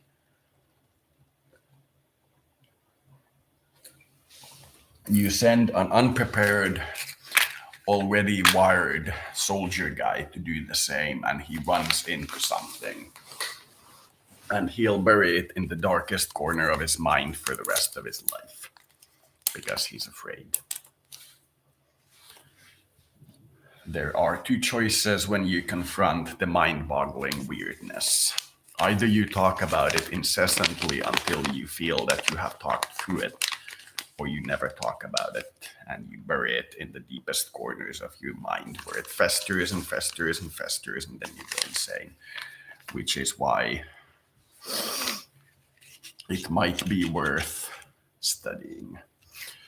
But I will, if I'm sufficiently poked about this, make a study of a very specific cave site location, which I believe is associated with this species. But it would require an enormous poke. Otherwise, I do not feel like I want to. There is one very specific site in one of the regions close to my childhood home, which is weird. There is a little water exit pipe on the side of a small lake. It is for rainwater exit. Now, you can walk in through this pipe, and once you walk in, there is a T section or a plus mark section.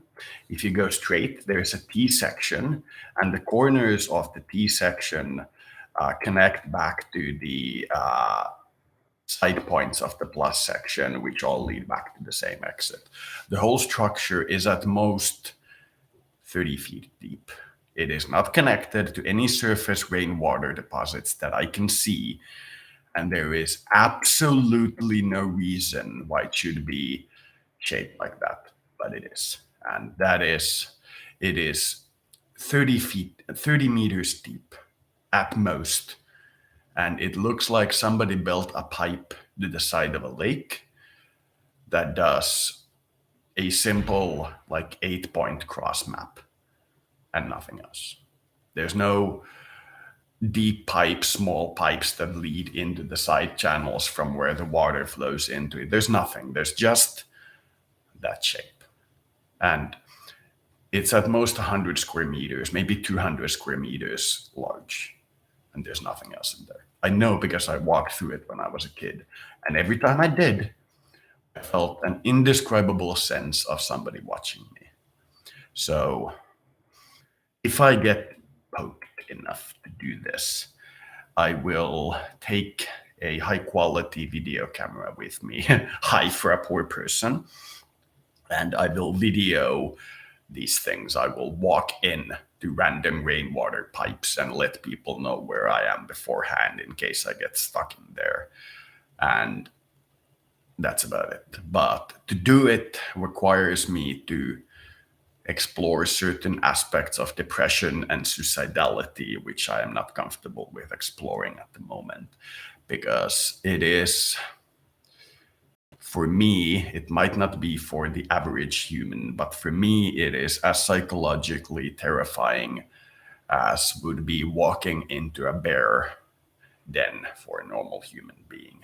So one day I might find the weird empty pipes throughout the city, but not today. in their chambers in my mind, but I cannot understand their words. This feeling, a memory, it sickens us, and for the first time in our lives, for the first time in generations, we fear. We are the Earth core are. We cleanse our destiny. You will soon die. Make whatever rituals are necessary for your species.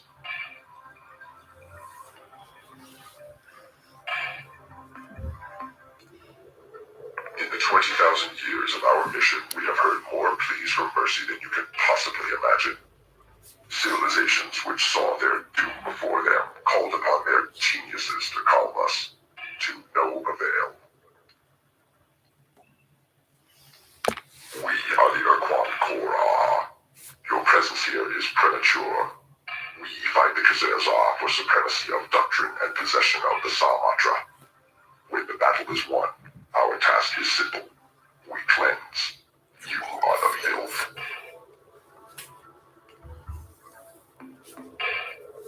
We are self-sufficient. We need nothing. We want nothing beyond the total destruction of all Fascism. non-Urquan sentience. We are the Urquan Korra. You have needed our The attempts to worshippers cleanse. of the green, You are no longer filth. which seeks to make everybody your ally, or the black one, which seems to destroy everyone. The black and You are red. right. You are not our enemy. We have no enemy beyond the Khazar, our partners in the eternal conflict. You are simply a spore, a seed. Today you are nothing, insignificant. But if allowed to bloom and grow someday you might represent a threat to our freedom and security. So we cleanse. We are the Urquan Korra. Our nature, the fulfillment of our fate, requires your destruction. What are you hanging My over? trophy bone pit. In here is one skeleton from each of the races, which I personally exterminated. I fondle these bones and recall the fine cleansing. Perhaps your bones will grace this pit momentarily, unless they are accidentally vaporized. Vaporized. Seeing that I represent your imminent death, as well as the termination of your entire species, I think your fear is well justified. Nonetheless, You require cleansing. Stop that blinking. Blip, blip, blip. the time has come. You require cleansing. Over 5,000 races have made such a claim. We survived. They did not. Nor shall you.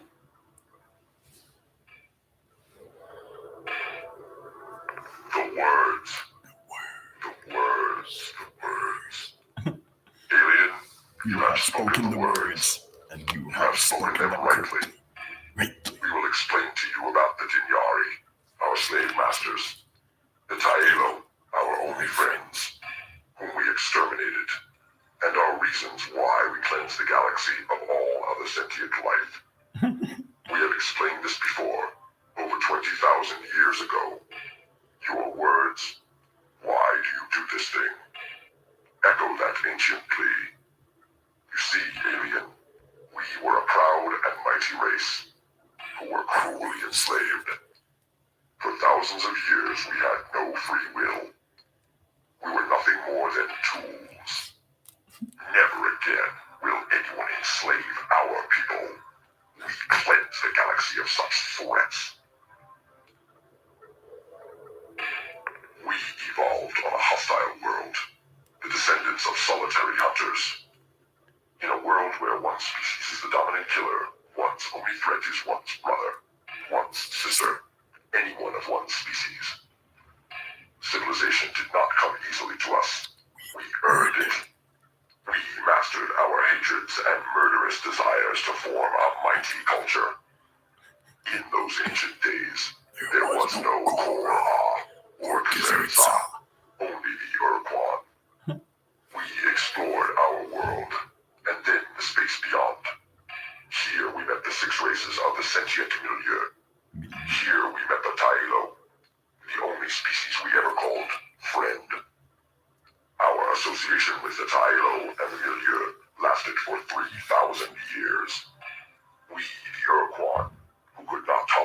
presence of others became the Milieu's scouts, their solitary explorers. Of all the species we have met, only the Tailo did not trigger our instinctive territoriality. They were the only people we could stand with, or talk to, without the hunter inside us screaming, "Kill the interloper! Rip out its life!" We believe that the same factors that made the Tailo non-threatening to us, their unusual rock-like biology, also gave the Tailo natural immunity to the Dinyari's psychic compulsion.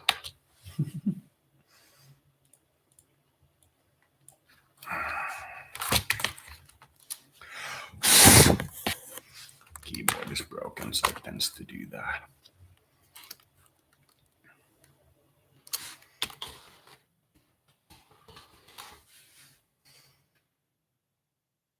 Tailo, rock-like biology. The Dinyari would not permit this.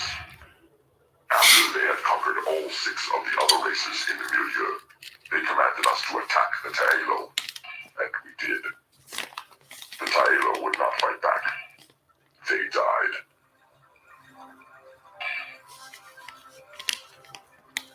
It was on a routine planetfall that one of our milieu scout ships first met the Dinyari, the creatures you know as our talking pets. But the Dinyari were different then. They were evilly intelligent and wielded psychic powers to control the minds of others. They wanted to rule the universe. We had no choice but to give it to them. Our Urquan scout ships transported the Dinyari through the air. The war for dominance, such as it was quick and bloodless. All races but Tailo. For thousands of years, we were unthinking slaves to the Dinyari. Like the 5 other surviving races of the old milieu, we had no choice. The compulsion was too strong to resist. But the Dinyari were not satisfied with their slave races. The Yuli and the Drawl were inferior, they decided, and so they instructed us to incinerate their worlds, and we did. The Dinyari had a special warning for us, Urquan, so they began to tinker with our genes, to improve us, their favored slaves. Their efforts to split the Urquan into 2 sub-races, the Green Urquan, fed scientists and bureaucrats, and the Black Urquan, their effectuators, the builders, the fighters, the doers.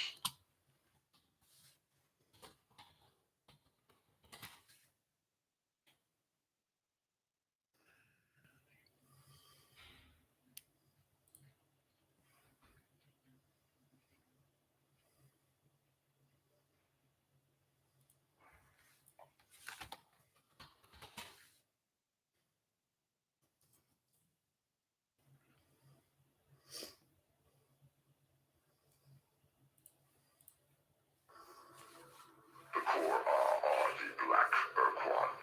The Kazarts are the Green. I grow tired of talking alien, and your time grows short. I will continue for but a moment longer. When we discovered that intense pain could block the Dinyari's mental powers, we were able to destroy them, but it took years.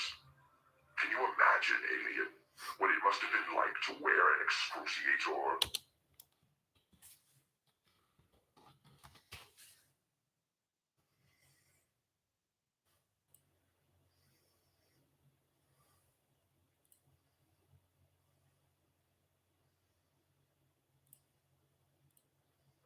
To live in endless screaming pain for months on end?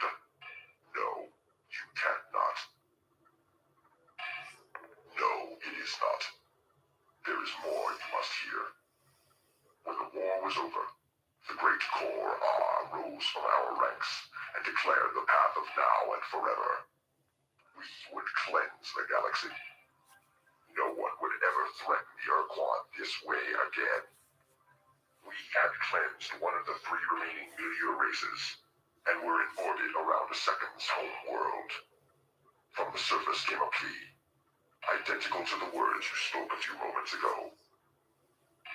The one-eyed creatures, the male gnome, asked so simply.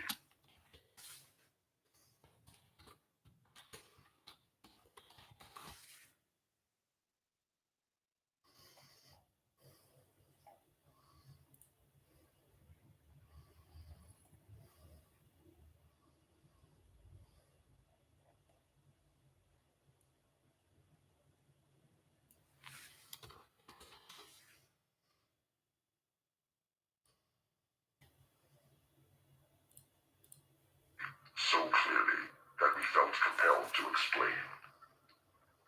While we did so, Ixerza appeared. They would not permit us to destroy, they said. Enslave, yes. Imprison, yes. But never destroy. The moment was tense. Someone opened fire. The first doctrinal war had begun. While we fought, the male gnome escaped. We never found them again. When our battle was done, we, the core were defeated. However, the Kazerza let us go. We were exiled. We traveled through space. We built the strength of our battle fleets and continued our plan to cleanse threats from the galaxy for all Erhuan. You have heard our words, and perhaps you understand us a bit better. But now, it is time for us to cleanse you. The aliens used powerful sonic weapons to destroy our underground cities, but on the other hand, we were able to destroy many of their surface installations and bases in space.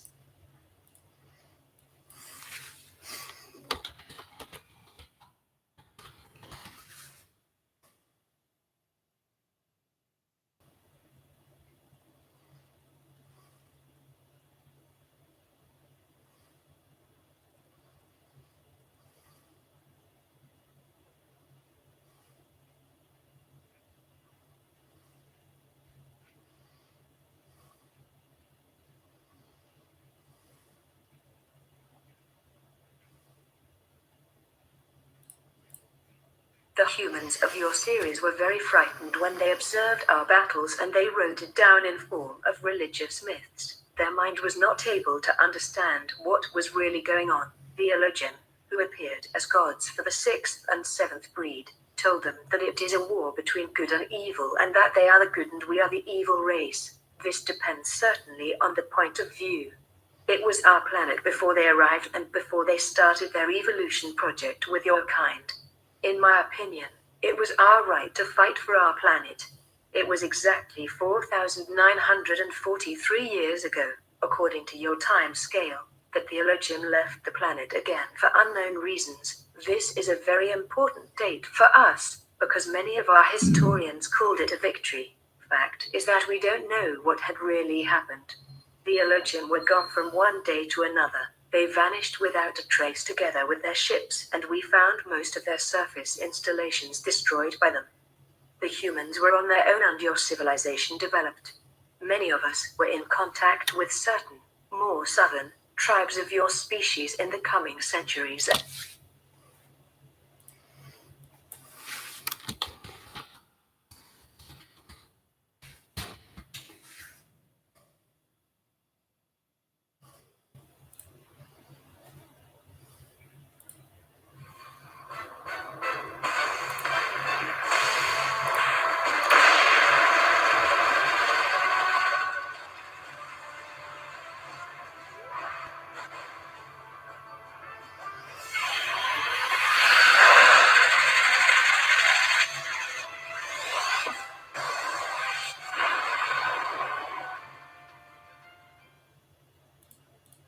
And we were able to convince some of them that we are not the evil the aliens wanted them to believe. During the time from 4,900 years ago to today, many other alien species arrived the planet. Some of them used the old teaching and programming of your mind and played again God for you. But the Elohim themselves never came back. They had left the planet for a duration of some 1,000 years or so earlier. So we expect they return one day in future to end their project or to maybe extinct also the seventh breed, but we don't really know what have happened to them. To answer this question of you in advance, your current civilization doesn't know anything about your real origin, about your real past, about your real world and universe, and you know very little about us in our past, and you know nothing about the things to come in near future. As long as you will not understand and believe my words, I tell you the truth because we are not your enemy, as long there is danger for your species. Your enemies are already here and you have not understood. Open your eyes or you will be in big trouble soon.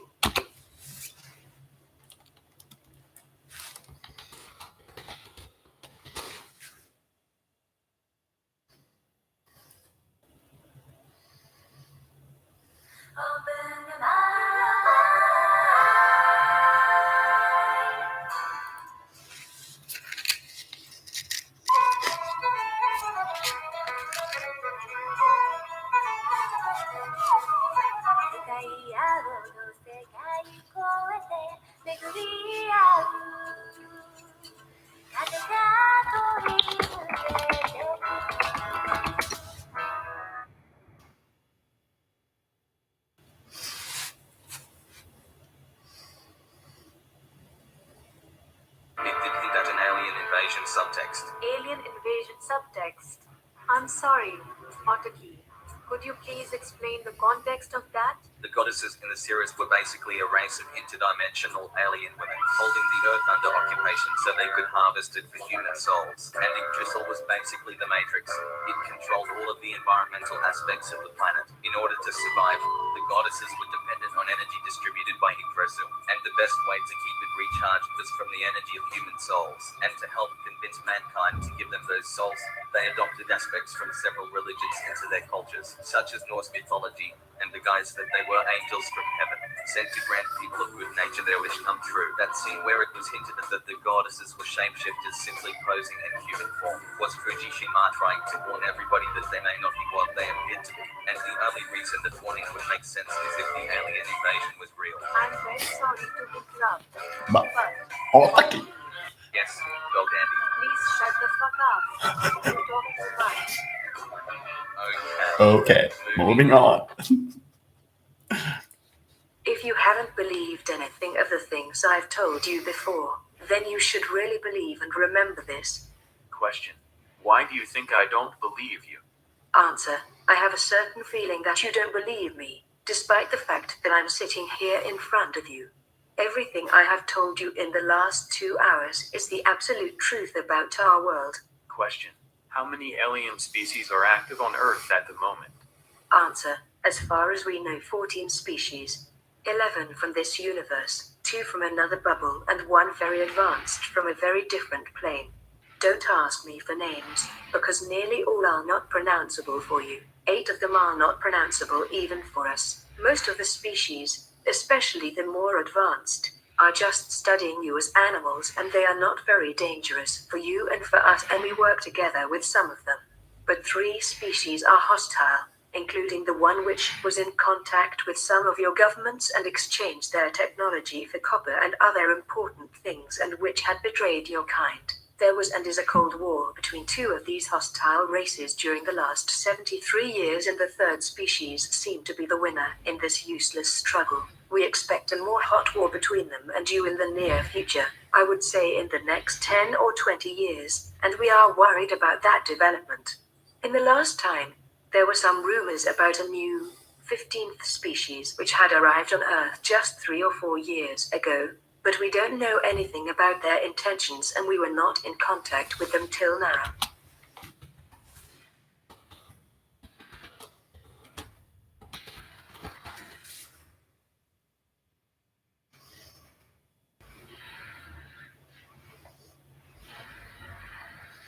One, 2, 3, 4, 5, 6, 7, 8. Maybe the rumors are wrong. Question. What do the hostile alien races want? Answer.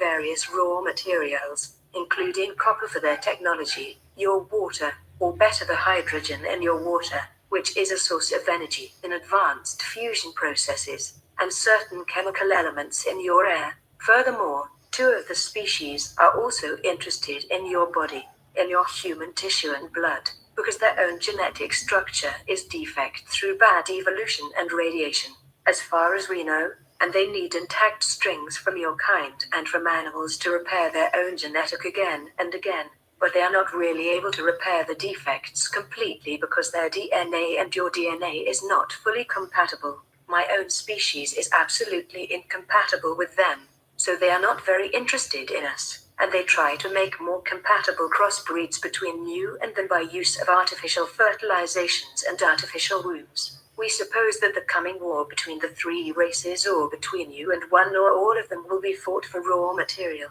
hydrogen, air and DNA. Question: is this the reason for the abductions? Answer: partly, especially when the aliens took egg and sperm samples from you. Sometimes the abductors belong to another and more advanced race and they just want to study your body and your mind, which is more interesting for some of them than your solid body, as you would study a primitive animal. As I have said, 3 alien species are hostile, and this means that they do not care for your fate or for your life, and people who were abducted by them came very rarely back alive. If someone is able to report about an abduction, it means, in my opinion, that he or she has not met one of the aggressive species, or that he or she is a very, very lucky human to be alive. Advanced and friendly races also took sometimes egg and sperm samples, but for other reasons. Question: you said there are only 14 species active on Earth. But why describe people who saw alien beings so many different and bizarre types of them? Answer: I think I have already answered to this question. As I have said, most of the alien races have much more advanced mind abilities than you or even me. There is just one alien race completely without such abilities. They are able to appear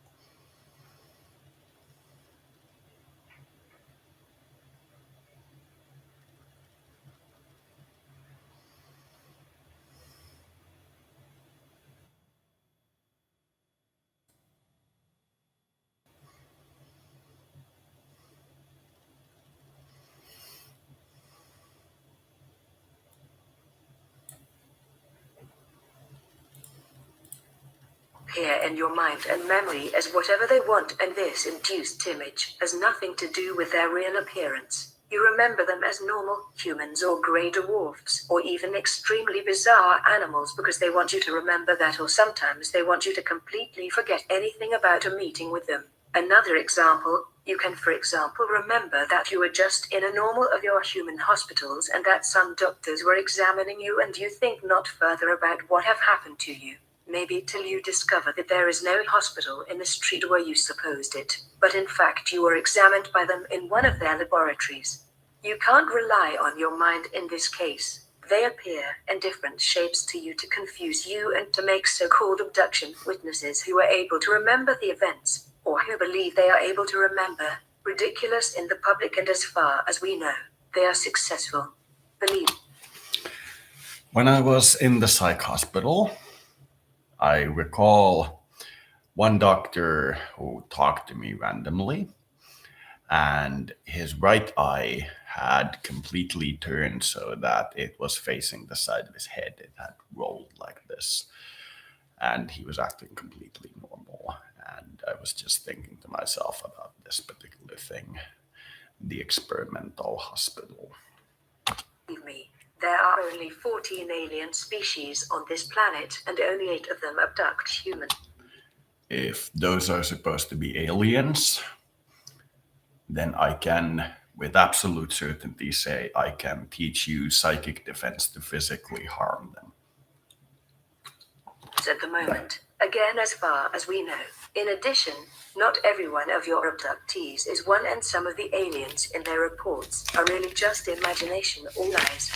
Question. How can we protect us against this influence on our mind? Answer. I don't know. I doubt you can, because your mind is like an open book to read and write for nearly every species I know. This is partly the guilty of the Elohim themselves, because they had constructed, or better misconstructed, partly intentionally, your mind and your consciousness without real protection mechanisms. If you are aware that someone tries to manipulate your mind, you can only concentrate on that suspicion and try to analyze every one of your thoughts and memories. Very important. Don't close your eyes. This would lead to a different form of brain waves which are more easy to access. And don't sit or lay down to rest. If you stay awake during the first minutes, you can maybe try to filter the other thoughts and waves in your brain, and the inducer will give up after some minutes if he or she is not successful, because it will start to hurt his or her own brain.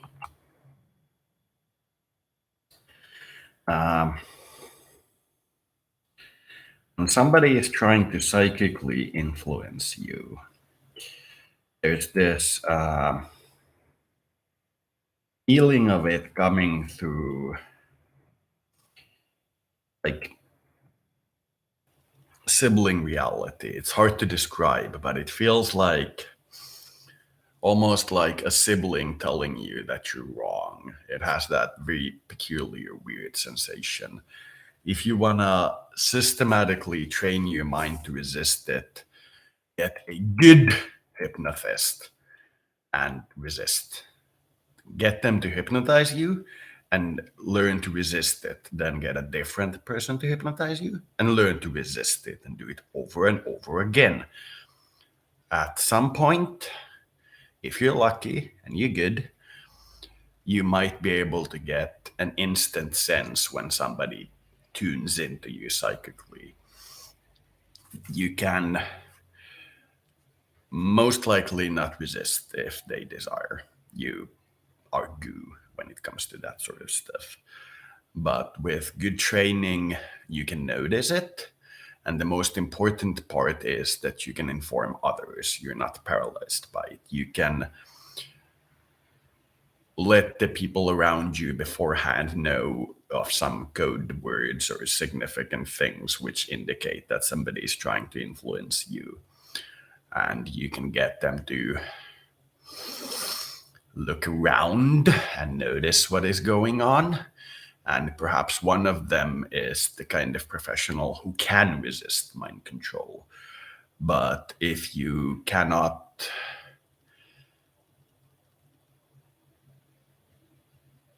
convince yourself, there's an example. Enough This now. is very difficult and certainly painful, and it can harm you. So better don't try to resist, but it would be the only possibility you have. However, you can try this only with a more weaker species, not with the strong. Question. What do you mean with one species comes from a very different plane? Answer. Before I can explain that correctly to you, you must be able to understand the universe, and this would mean a maybe useless teaching of your mind, including the remove of some barriers, of many weeks, and with teaching I mean not only teaching by words. I have said this with your word plane or level because you have again no better word in your vocabulary, and dimension would be in this case absolutely wrong. It's rather wrong even for another bubble, because a dimension can't exist without planes. If you would be a species living in another or over the plane, and if you would be furthermore able to enter planes without technology so that your body is not made of that kind of matter then you would be the mightiest being you can imagine. This very advanced race I've mentioned had developed outside of here, and they've evolved in fact over billions of years. They would be able to destroy all of you and us and everything with just a single thought. We were in contact with them only 3 times in our whole history, because their interest in your planet is different from that of all other races. They are definitely no danger for you or us. Question. What will happen when the roar begins? Answer. This is difficult to answer. It depends on the enemy race and on their tactic. War is not always that primitive thing you humans mean with the word. War can be fought on various levels. One possibility they have is the destruction of your social system by influence on political leaders. Another is the use of advanced weapon systems, which can cause earthquakes or volcanic eruptions or other disasters, including weather disasters, which may seem natural to you. The special fields from copper fusion I've mentioned earlier are able to have an influence on your global weather. I think they will not attack the planet directly before the human civilization is weak, because even you have possibilities to destroy their craft, but not many. Let me say that we are not absolutely sure if there will be really such a hot war already in the next years. I don't want to talk further about this. Question. This is the end of the interview. Do you want to say a last sentence or message? Answer. Open your eyes and see. Don't believe only in your wrong history or your scientists or your politicians. Some of them know the truth about the various things, but they don't inform the public to avoid confusion and panic. I think your species is not as bad as some of my kind thinks, and it would be a pity to observe your end. That's everything I can say. Go through your world with open eyes and you will see. Or maybe not. Your kind is ignorant. Question. Do you think anyone will believe that this interview is the truth? Answer. No, but it is an interesting experiment for my social studies. We will meet again in some months and you will tell me then what have happened after the publication of my message. Maybe there is hope for your kind. I once again reaffirm that the following text is the absolute truth and is not fiction.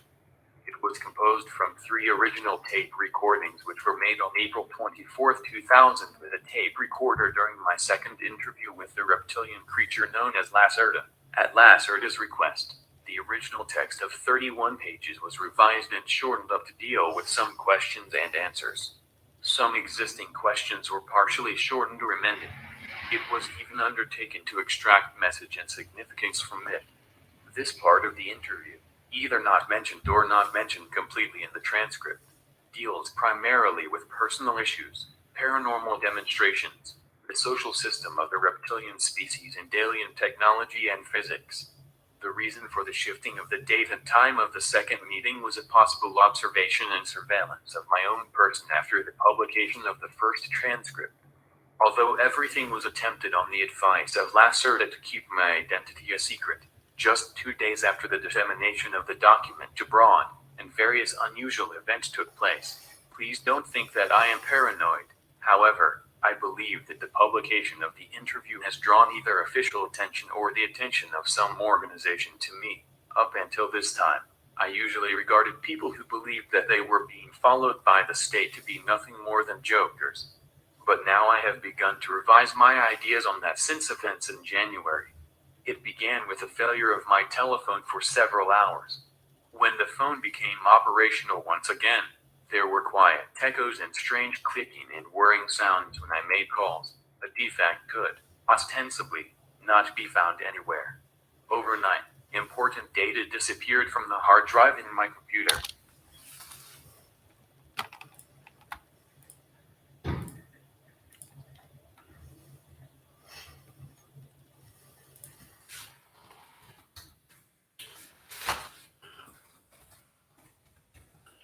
Weird that it keeps pressing the E button like that, because when I do it manually, it no longer responds. So I have no idea what it's doing.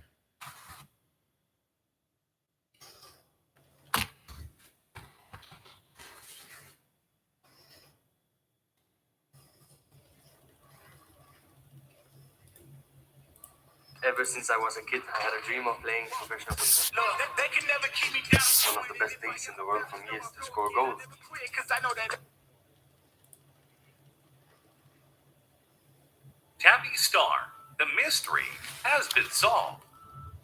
For a long time, alien megastructures have been a center of attraction of many scientists and amateur astronomers. One such major attraction was Tabby Star. Its bizarre dimming in light even has been a subject of extensive observations. Informally known as star KIC 8462852, Tabby Star has been a subject of curiosity and research in the astronomical world for quite a time now, as astronomers try to determine why it undergoes random periods of brightening and dimming.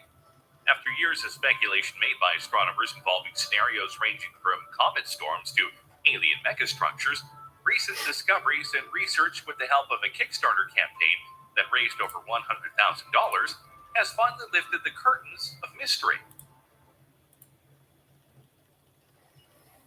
Good for you. So, is my hard drive worth all the millions you spent exploring it? Let me know.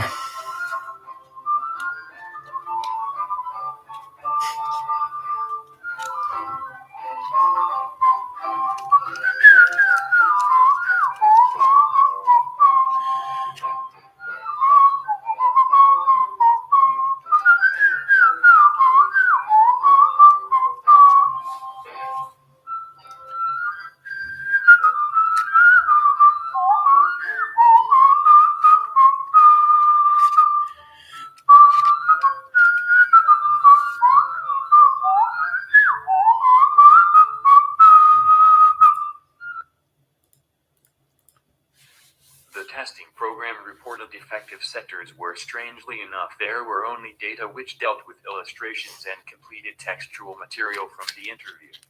These defective sectors also contained material of a paranormal nature in the field of my research. Fortunately, the material was also stored on floppies. In addition, I discovered by pure chance some hidden data in a likewise hidden directory index. The name which appeared on the data and the directory index was E72UJ. A friend, who is a computer expert, could not make anything of this designation, and when I was about to show it to him, the directory index had disappeared. One evening, my apartment door was standing wide open. My TV set was running, and I am absolutely confident that I had turned the TV set off. A minivan with British markings and the imprint of a Europe-wide supermarket chain parked in front of my house. I noticed the same minivan again on several occasions traveling at a distance behind my car, even when I visited the town of 65 kilometers away. When I returned, the car was on the other side of the street once again. I never saw anyone get into or out of the car. A knock on the door of the vehicle and on the tinted windows caused no reaction of any kind. After about 2 weeks, the minivan disappeared again. When I informed the FMC about these events, he suggested that I change the plate and date of the meeting in order to assure our own and Lacerda's safety. The meeting took place on April 27, 2000 in another isolated location. It was unobserved as far as I can determine. Once again, all of this may sound strange and paranoid, like a fantasy from a cheap science fiction film. However, I can only repeat to assure the reader once again, all of this is the unadulterated truth. Believe my words or don't believe them. These things have happened and they will continue to happen, whether you believe it or not, until it is too late. Our civilization is in danger. Transcript of the interview, shortened version. Date of interview, April 27th, 2000. Comment by OA. K. The meeting began with an appraisal of diverse questions and opinions which I had gotten from readers of the first transcript in anonymous fashion through distribution from my trustworthy friends. Some of these opinions, altogether there were over 14 pages of paper, contained comments shaped by everything from a radically religious to a fanatical tendency to welcome contact with a reptilian species. Some of these comments contain stereotypical phrases like servants of hell or species of the evil one. I don't want to go into any kind of detailed description here since I don't want to pass on further any false and radical realm of thought. Question. When you read these religious and animosity-ridden comments here, what do you think and feel then? Is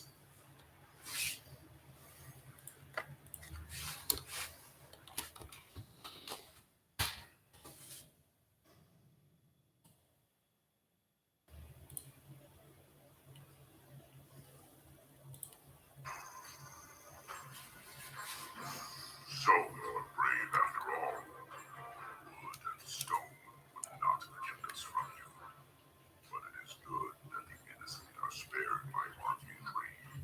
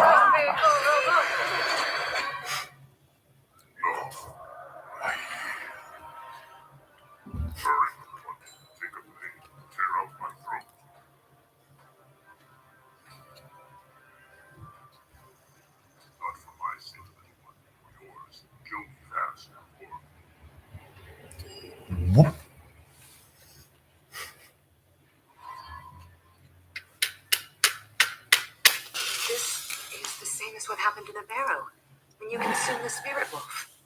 What is that? Backlash. A whip across my mind. Stop this attack.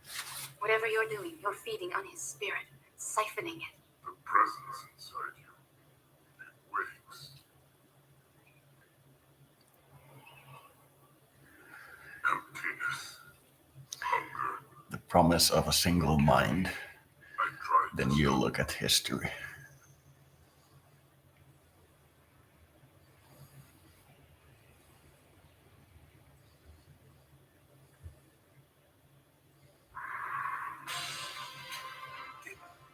Did you just rain an attack?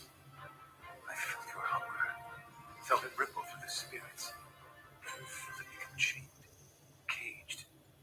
You spared me, little one. Once before, a spirit interspared my life. I remember a lake of groaning ice. A man. Triumph. Love, help, and mercy.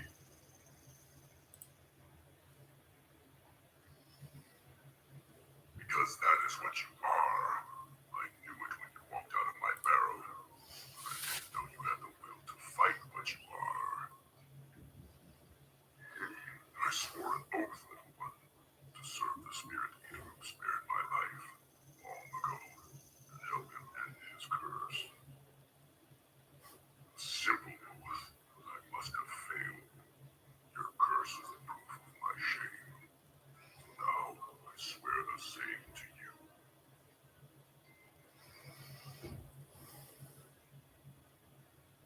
Memories fail me, little friend. I was alive in those days. It is like asking a river to remember the snow that gave it birth. I remember my oath and the scent of your hunger. These were strong in my mind when I laid down in my barrow to die. And I know I paid a price for helping the man who spared my life, for letting him share my grave.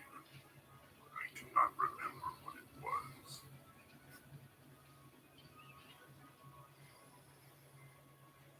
That I do not know.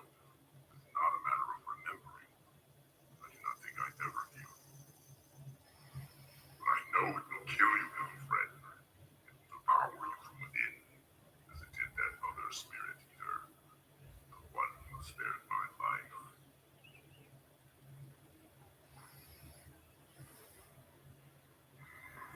I can only travel with you when one of these others stays behind. If you're sure, I'll find my way back to the Vale and wait for you there. Good. We will end this curse, flesh and fur together. Until my vow is kept, these beasts will have no king, no one worthy of the name. Let them go back to my barrow and dream. Old King Bear deigns to travel with us. Oh, we are honored indeed. I am already here, but one more legend will make pleasant company. Do not make me regret sparing you during our battle at Ag Spawn. Now, Old King Bear, let us show respect for our cursed and strikingly beautiful ally. She is a spirit eater, apparently, which bodes ill events to come.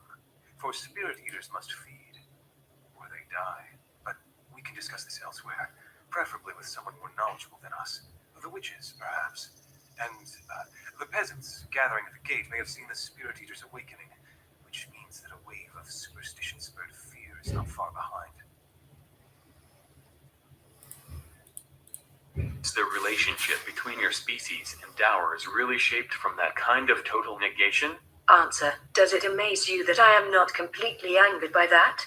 I had fully expected those kinds of extreme reactions. The programming for the utter negation of another species, especially the reptilian species, as in your own case, is deeply embedded in each of your own individual consciousnesses. This ancient conditioning stems from the days of your third artificial creation, and, biologically speaking, is passed down as an information genome from generation to generation.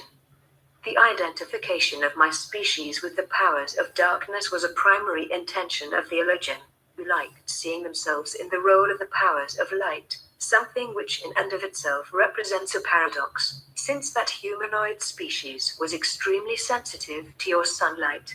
In case you were expecting me to act offended, I guess I'll have to partially disappoint you. These obscure intentions are not really your fault. You are simply following for the most part what you have inherited from your ancestors. It is indeed actually somewhat disappointing that many of you develop no especially strong individual self-conscience, for this would help you to overcome the conditioning. As I already said, we were in direct contact in the last several centuries with some of your more primitive human tribes. These tribes had themselves succeeded in breaking through the old creation programming. They were able to meet us without tension, hate, and total rejection.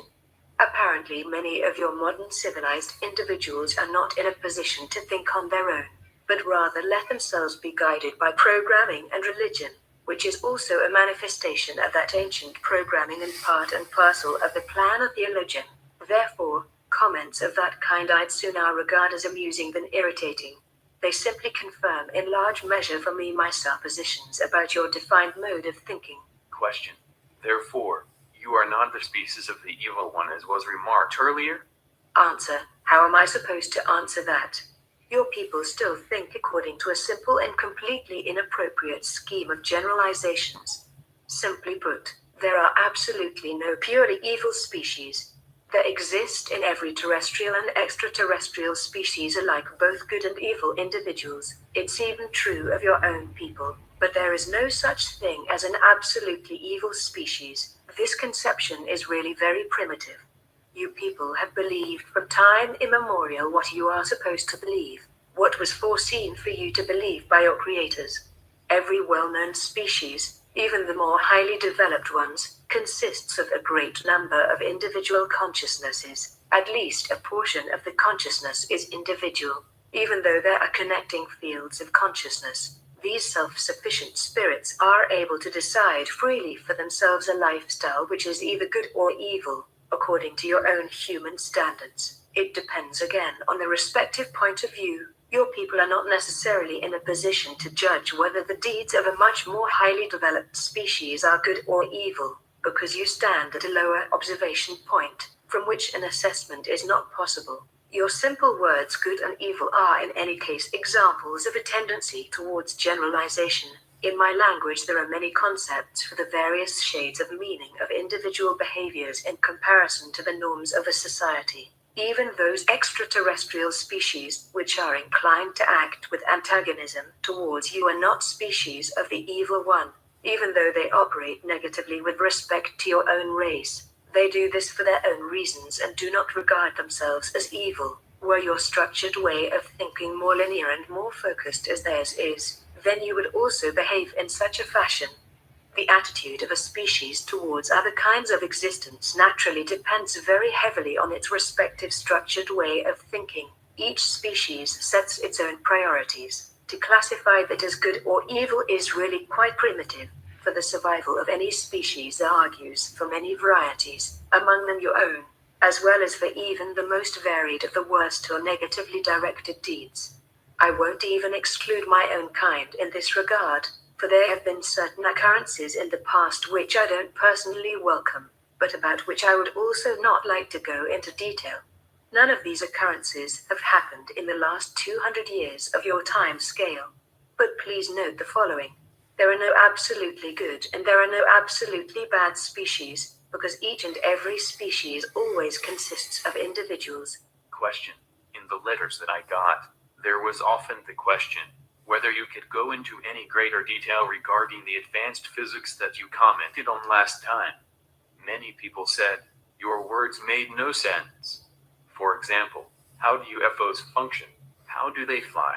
How do they perform the maneuvers that they do? Answer. I ought to explain that to people. That's not all that simple. Let me think about it for a minute. I always have to use very simple words in order to make clear to you the basic principles of a higher kind of science. Let's try this. You have to be clear about some fundamental facts. The very first thing is that you must divide up the conception of the physical world because each existence consists of different layers. Let's say for simplicity's sake that it consists of a material illusion and sphere of influence. Translator's note: no legitimate translation exists for this word Feldraum. Feld means field, Raum means space, room, expanse. Therefore, I'm translating it as sphere of influence. Certain physical conditions are associated only with the realm of the material, as in concrete, while other and more complicated conditions are associated only with the sphere of influence of the material world. Your conception of the physical world is based upon a simple material illusion. That illusion is further subdivided into 3 elementary or basic conditions of matter. A fourth and very important condition also exists, which you simply pay attention to more or less as you choose. It is the one bordering on the sphere of influence or plasma realm for you.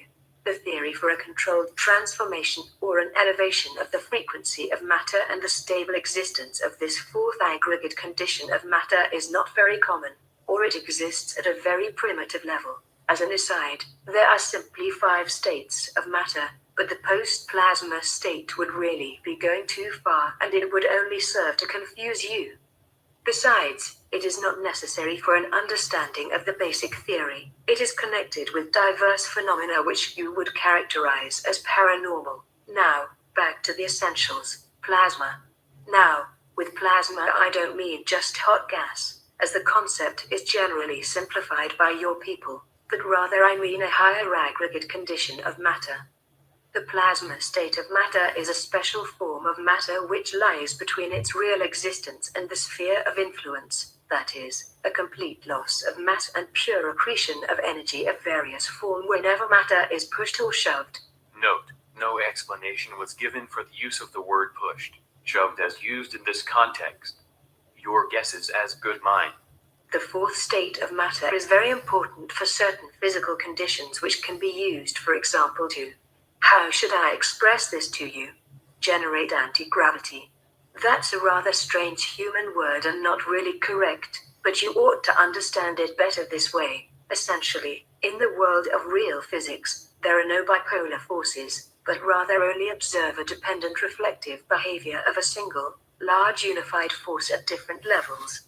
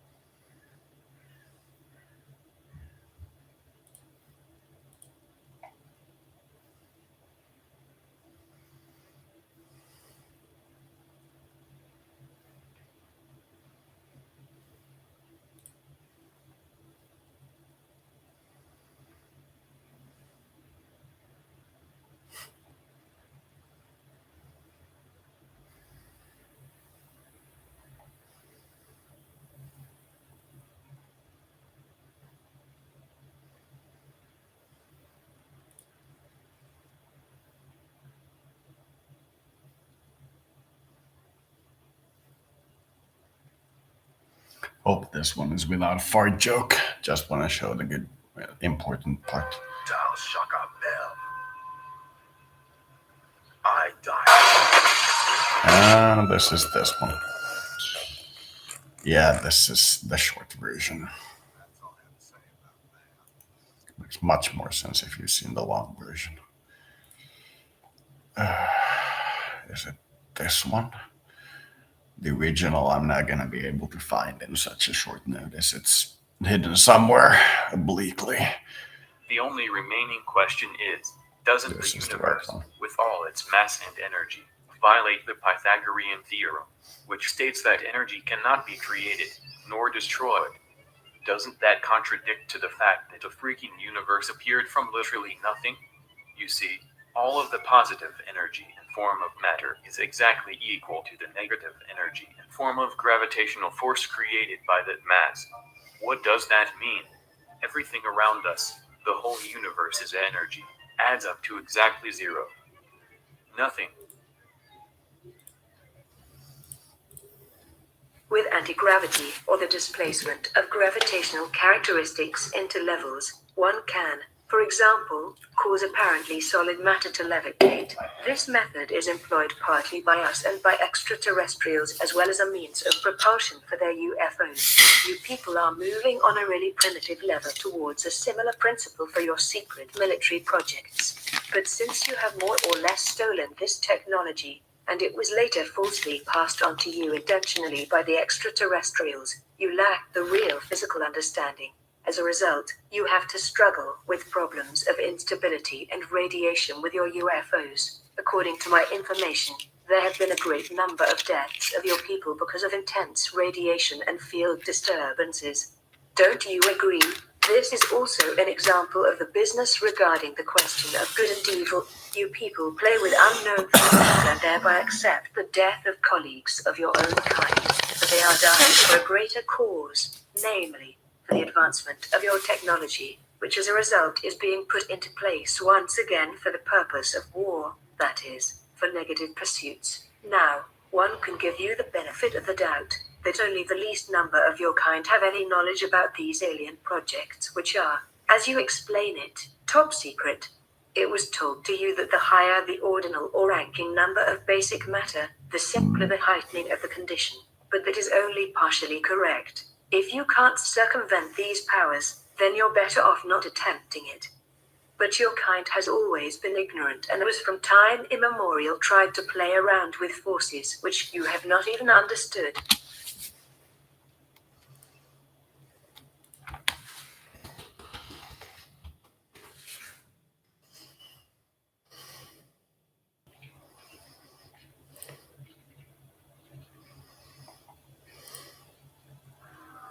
I overheard you talking. Having a problem? A human. Your kind is always shoving your way in to solve the galaxy's problems, aren't you? Look, sweetheart. When you need a problem shot, ask a Turian. When you need a problem talked to death, ask an Asari. When you need a new problem, Arian. When you want a problem fixed, ask a human. Like you fixed the council? If you'll excuse us, we don't want to talk with your kind. What do you want? It seems I offended you. That wasn't my intention. Your attitude offends me. The smugness, the arrogance. All humans are like that since you let the Geth kill the real council. Now, the galaxy's in chaos. Pirates are striking in civilized clusters. Armed CSEC officers are everywhere for our protection. And you swagger up to me, thump your chest and tell me that only a human can solve my problems. Screw you. Look me in the eye and say that again. You can sit here in your cushy chair, sipping drinks and bitching about humans because we saved your asses 2 years ago. That's not... If it weren't for the Alliance fleet, this station would have fallen sovereign, and you'd all be Reaper Chow now. You're welcome. Enjoy your drinks, ladies. Why would that ever change? You remember this business of copper fusion?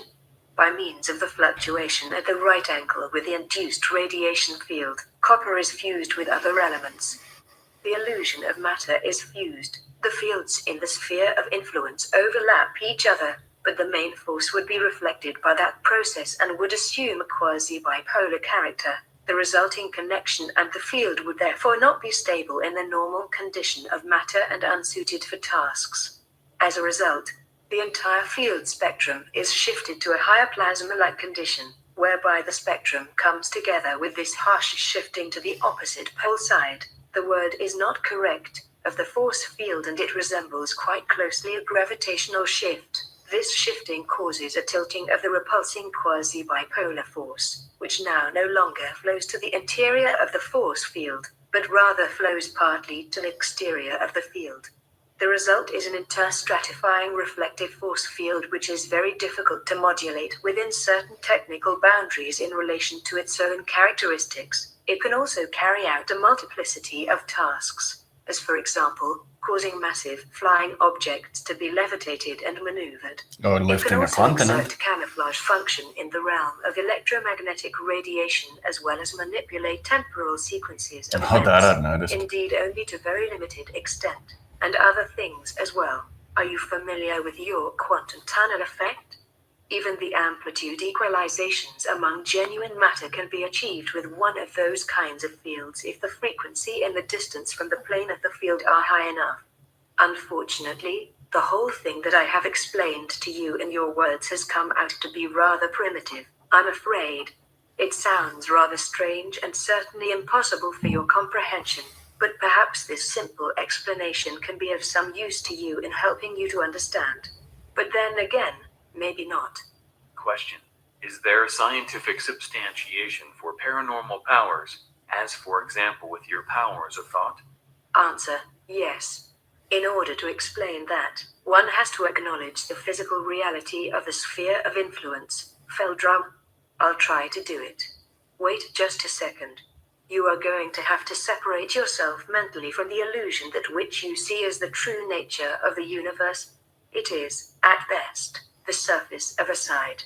Imagine for yourself that all the matter here, you, this table, this pencil, this technical device, this paper, does not really exist, but that it is rather only the result of a field oscillation and a concentration of energy. All matter that you see, every creature, every planet and star in this universe, has an information energy equivalent in the sphere of influence which is located on a main field. It would naturally have to have an information energy equivalent if the total energy of the universe is zero, which means that only localized pockets of space are real while the entirety of space is unreal, which is why the information energy equivalency of mass is, if taken to a large enough scale, non-existent, but in small scales, the only thing that can be used to measure the existence of an object. And it's like, if you imagine yourself to be the singularity inside a black hole that is the Big Bang and everything is your creation, then a lot of this starts to make sense. The general level of things. Now, there is not only one level, but several. Last time, I had mentioned that highly developed species which is capable of changing levels, which is something completely different from the simple bubble changing, for bubbles are a part of each and every level. Do you understand? Dimensions, as you call them, are a part of a solitary bubble. Bubbles or universal foam are a part of a level, and levels are layers in the sphere of influence, while the sphere of influence, acting in the capacity of single physical size, is essentially unending. It is composed of innumerable information energy layers and general levels. There are in the sphere of influence no null levels, all are the same, but they are separated by means of their energy conditions. I notice that I am confusing you now. I think I ought to stop with this explanation. Question. No, please continue. How do concrete paranormal powers arise? Answer. Well, okay then. Let's try something simpler. Again, it is not completely correct, but let's begin in this manner. Tangible matter on this side is mirrored in the sphere of influence, Feltram, as a field with distinct layers. These layers contain information, as an example, about the simple structure of matter or the string frequency, but also there is stored information stemming from the development of matter. Are you familiar with the human concept of morphogenetic fields? One part of the layer could be designated as such. Now there is still another intermediary layer for which you unfortunately have no human concept, since the theory is not common in human thinking. Let's call it a paralayer, for this layer is mainly responsible for everything which you call PSI and paranormal and which lies outside the boundaries of your primitive science. This paralayer lies between the layers of matter and the morphogenetic layers of the field in the sphere of influence. It can actively integrate with both. Your body, for example, is mirrored as a field in the sphere of influence, Feldrum. That doesn't mean that it does not also exist here as well, as flesh, blood, bones, in the form of matter strings or atoms. But not only that. Existence is always a duality. Some layers of the field contain simple information about the solid matter of your body and its frequency, while other layers contain information about your spirit, your consciousness, or, speaking from a human religious point of view, your soul. Awareness or consciousness in this case is a simple energy matrix, divided into different layers of your field in the sphere of influence, nothing more, nothing less. Genuine awareness can also exist here on the matter side, but only in the form of post-plasma, the fifth form of matter.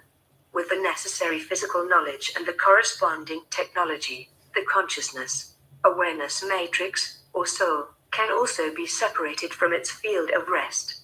It can, despite its removal, continue to exist in a self-sufficient manner for a certain amount of time. That has the strange occult name of soul robbing. But above all, we're talking about science here, not about magic or dark forces. Comment by K. The soul robbing was mentioned in one of the radical, religiously motivated comments in connection with the reptilian species.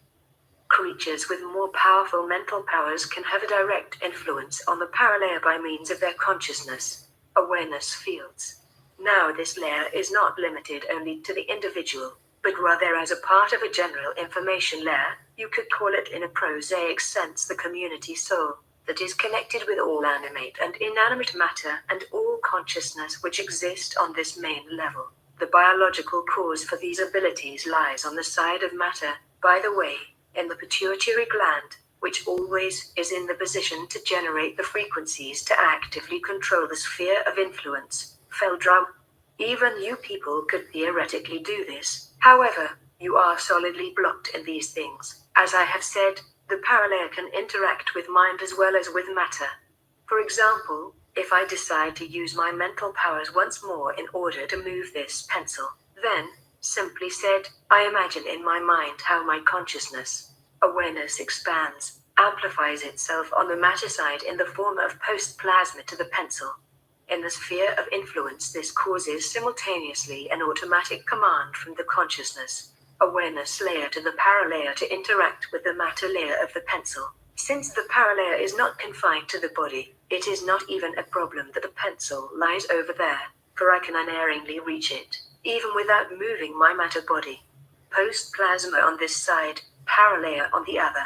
I have control over the pencil, and the interaction brings the matter field of the pencil to the point where it changes in the manner in which it moves. For example, Comment by K. I certify that the pencil mentioned above abruptly at that very moment jumped into the air to a height of 20 centimeters and then fell back to the surface of the table. The sound is clearly heard on the recording date. No one visibly had touched that pencil. Question. That is fascinating. Which kinds of paranormal activities can one generate with that? Answer. All kinds. Everything that you call paranormal. As I said, this special layer lies in the sphere of influence, between the morphogenetic information layers and the matter layers and can interact with respect to both sides. That is to say, it can be interacted with solid matter as well as with mind or mental information, wherewith we can achieve everything that is generally designated as telekinesis and telepathy, the connection absorption with another consciousness. Awareness is generally separate in the procedure from the simple influence of matter, since different consciousness, awareness fields work with different oscillations, a consciousness, awareness that sends or a consciousness, awareness that listens must first adapt itself to the other mind exactly, before any access is possible. Most species also have chances to block the alien access, but you people don't have this. The following is generally valid. The stronger the paranormal abilities of a species, the simpler the adaptation and the access. Our own abilities are not so powerfully developed, therefore, first we have to learn specifically alien mind influence in order to use our mimicry. For example, where mimicry is actually quite simple in your minds due to the implanting of the on-off switch. Some of these abilities are also partially inherited. Mother and child of my kind as an example are attuned exactly during the first months of life, partially also in the egg covering in the expectant mother. and communicate telepathically. In order to influence you people, we need a certain amount of time for practicing, despite your simple structure. Therefore, it is forbidden, for example, for adults of my kind before the age of enlightenment to come to the surface of the earth. That term is synonymous, along with other things, with full physical strength. In the case of not fully developed abilities, the danger of discovery by you would be too great. By the way, there are of course numerous secret teachings about the real possibilities which can give one these abilities, but I really don't know anything exact about that. Whenever an alien mind ought to be influenced, then there are some generally valid steps, which are set into motion by other extraterrestrial species.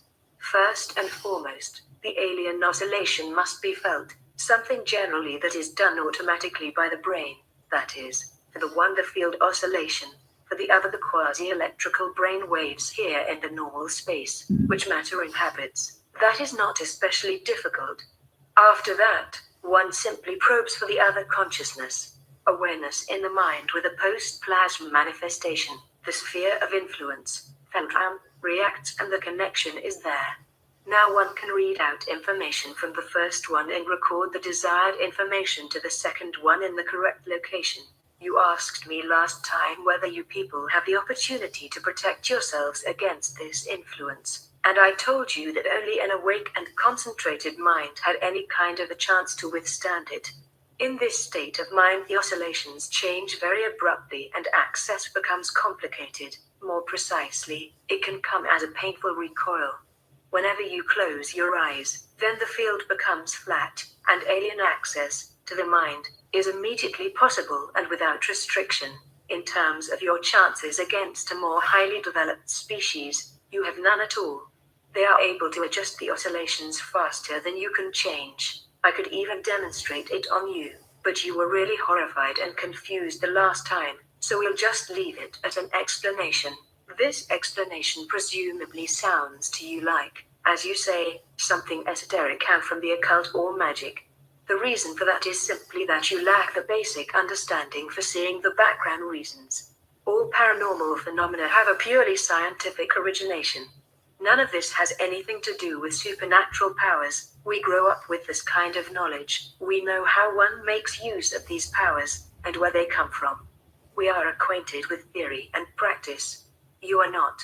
Therefore, you really don't understand what happens in your world. You see only one side of existence, not the other. I mean here both that are physical. Everything paranormal is dualistic, and it exists in the space that matter inhabits as well as in the sphere of influence, Feldrum. To be explained. It can only be explained by the acceptance of the latter, because the sphere of influence, Feldrum, is the basis. I would welcome an end to the scientific questions since you really aren't grasping them anyway. We're wasting more or less valuable time by doing this. Question. Only one last question. At our first meeting in December, you made it quite clear that you didn't want to discuss scientific and paranormal concerns. Why the openness now? Answer. The last time I saw really no necessity in overburdening you with facts of that kind, and now you are obviously overburdened. Therefore, I had preferred only to mention these topics in a peripheral sense. Apparently, however, some of my performances today have set you to thinking about your world, something that can't be all bad. And by the way, your human scientists will tend to regard my comments as humbug. And so I see no great danger in spreading this information widely. No one will pay much attention to it. By the way, the words of people who have characterized me as a creature of evil have their basis in the belief in occult powers and magic, both of which things do not exist. There is no magic, only highly developed science, and everything that you label as magic is only a part of science. If you would only comprehend that, then you would be a step ahead in your development. My openness on this issue ends here. Pose other questions, please. Question. Good. Let's talk about UFOs. Can you explain to me how our governments came into possession of UFO material to the point that they could start their own projects? Did it have anything to do with the Roswell incident? Answer. Yes, but that incident was not the first one. I am no historian. I am studying only your current behavior, so my knowledge about those events in your history is presumably not very extensive. I will try to explain to you what I know about those things which happened at that time. Let me think about it for a second. In the years 1946 to 1953 in your time scale, there were 5 cases where extraterrestrial ships crashed to the surface of the Earth. In that crash, which you call the Roswell incident, there was not only 1 alien ship involved, but 2 that crashed after a collision in different parts of the land in the West, the one you call the USA. You have to know that the ships of this particular species can remain levitating in the air for a particular period of time even though they are damaged. That accounts for the spatial difference in their crash locations. These were indeed not the first crashes, but by that time the second and the third. Another ship had crashed in 1946, but it was destroyed beyond usability. One thing first before the explanation. It certainly sounds ridiculous to you that such highly developed extraterrestrial ships simply crash, and that a relatively large number did so in a relatively short amount of time. The explanation.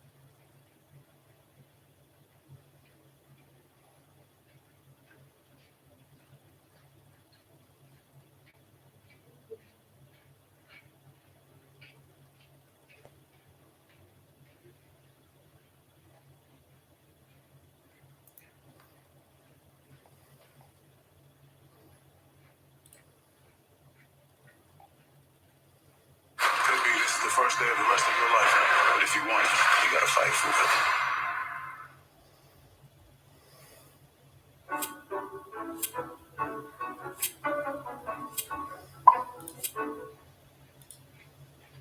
Over the past century.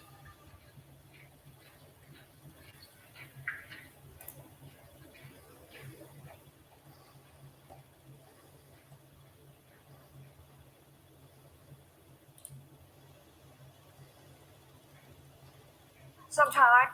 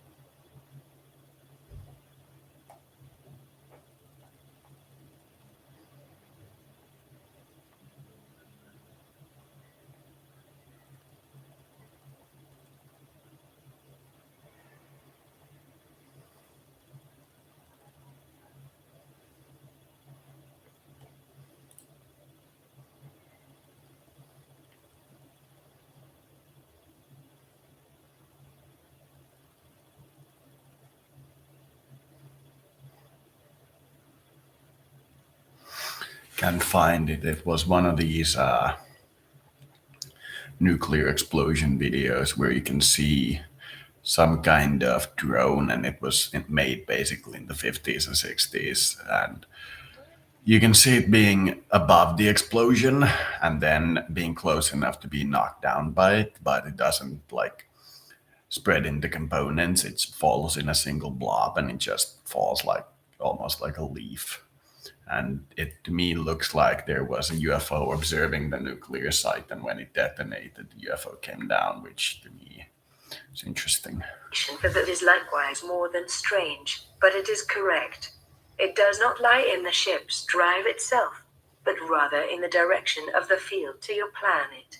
This species that we are discussing, and it was always in this time period that this species used a disc-shaped craft, used a propulsion system which ran according to the normal principle of fusion, to be sure, but one that at that time employed a more than unconventional method for field alignment.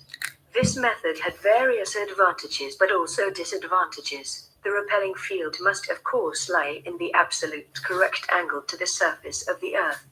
This species used an alignment technology in their ships, with which the field locked into place all points of the Earth's magnetic field. Now at that time this species had just arrived on the Earth, and their point of origin lay on a planet with a more stable magnetic field, for which they had developed and aligned their drive. The magnetic field of the Earth is not really all that stable. It is subject to cyclical variations, and it forms field eddies under unfavorable conditions. Whenever a ship with one of those kinds of drives gets into a field fluctuation or into an eddy that is too strong, then for a short time the repelling field can no longer align itself correctly and the ship glides uncontrolled on its flight path. The drive is operating correctly, to be sure, but the field fluctuates in all directions, and because of that, the ship can crash. In the case from 1947 which you addressed, it is my understanding that one of the ships got caught in a fluctuation. Its field linked up unintentionally with that of its squadron leader, and it collided with another ship, whereby both of them were heavily damaged. The cause for the magnetic fluctuation at that time was probably an electrical disturbance brought about by a weather event. Both ships crashed as a result. One of them fell near the collision point, the other 100 of your kilometers or so distant. All occupants were killed in the impact. The thin hull structure of that kind of disc craft is in and of itself not very stable, since those discs have not been designed for crashes as well as for flight in a field where there are exterior forces at work. Now, your human military collected the individual pieces at first until they discovered the whole ships with the dead creatures aboard. Immediately they classified everything as top secret and brought them to the military bases in order to analyze the drive. The secret endeavor was to set the alien technology in place later against evil enemies of that great country.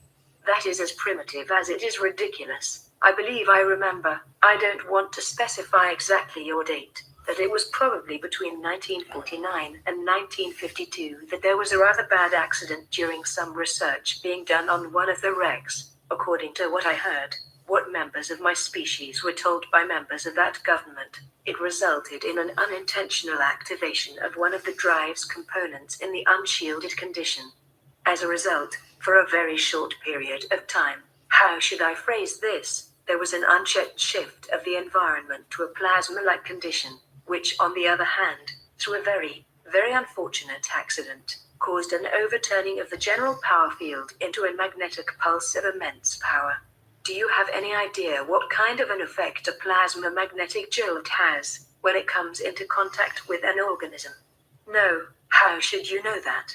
Of course you don't. Disturbance in the structure of the field and bioelectric feedback. Imagine, if you will, a human body which is engulfed in bright flames for 3 or 4 of your days. Those flames apparently do not go out, and they burn the body right down to its last constituents. Well, then you have an approximate impression of what happened. I think that 20 or 30 of your scientists were killed in that lab. 2 further crashes occurred in 1950 and 1953 in the water catchment area of the American continent.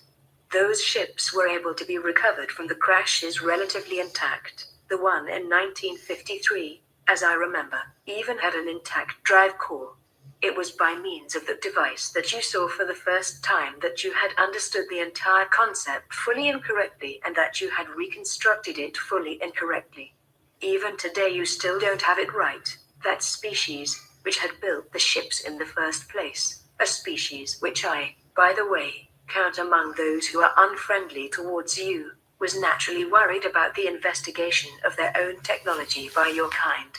They did not want, however, at that early point in time, to begin direct conflict with you, and so they chose the diplomatic path and came into contact with that government during your 1960s. Of course, they did not divulge the real reasons for their being here, copper, hydrogen, air, but rather they pretended to be curious researchers and offered to show people the functioning principle of the ships whereby they would expect in return some favors.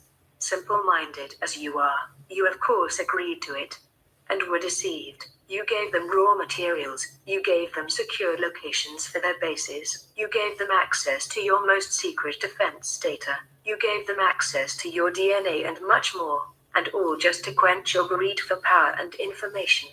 The alien species of course quickly noticed that they were dealing with simple-minded creatures, and they gave you false and inferior information about their technology so that they receive much more out of the collaboration than your kind do.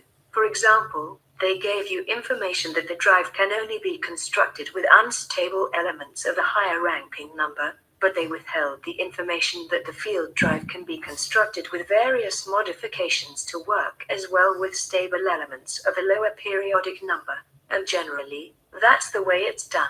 Through these half-truths they made you dependent on the synthesizing of high-numbered elements, and thereby renewed by their own technology. Their clues to the construction of your UFOs were laid out in such a way that the solution to old problems caused new problems to arise simultaneously. They never told you the complete truth, but always built in again and again clever lies, which later lead to technical problems, and to your dependence on them. In the last years of your 1970s and your early 1980s, it finally came down to various events between the alien species and the human government. I don't want to go into detail here, since there is much that even I am not exactly sure of. The whole thing lay in the context with some new, or better said, the old technical problems with your own self-constructed ships whose camouflage and drive partially failed to function in test flights in the open.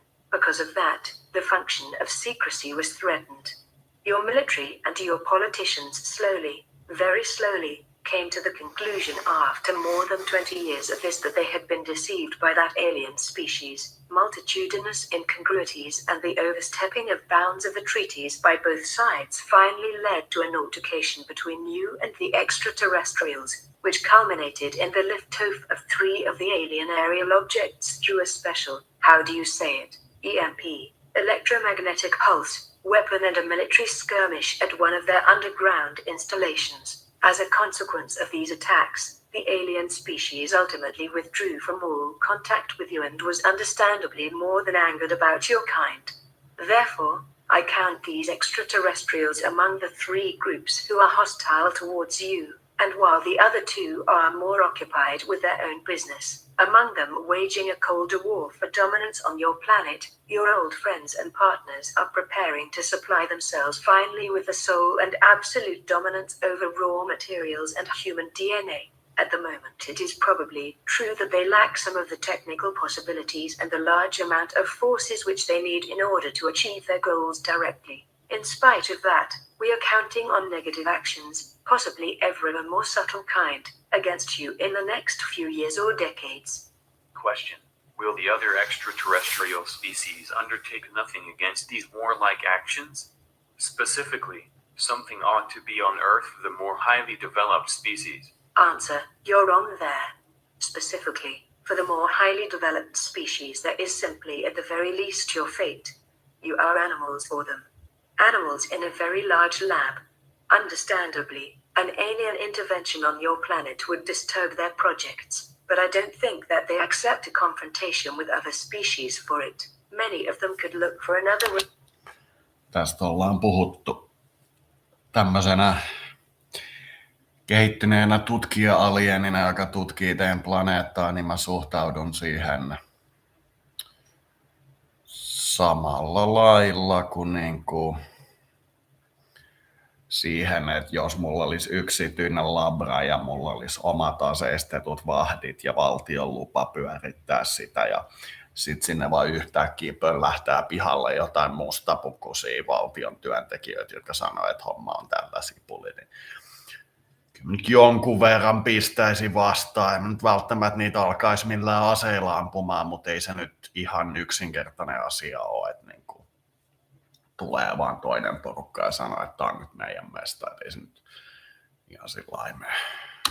Research planet for themselves, or they could study over a long distance your behavior and your consciousness. Awareness, since crisis situations could have an attraction for their studies. Whenever you people take a look at an ant hill, and another person comes along and steps on the ant hill, what do? You go on your way, or you search for another ant hill, or you observe the ants in their crisis condition.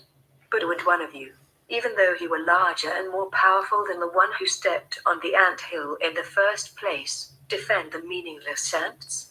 No. You have to imagine for yourself the viewpoint of the more highly advanced creatures. You are the ants. Don't expect any help from them. Of course, we would also ask for help when it became clear that your old partners were ganging up on you.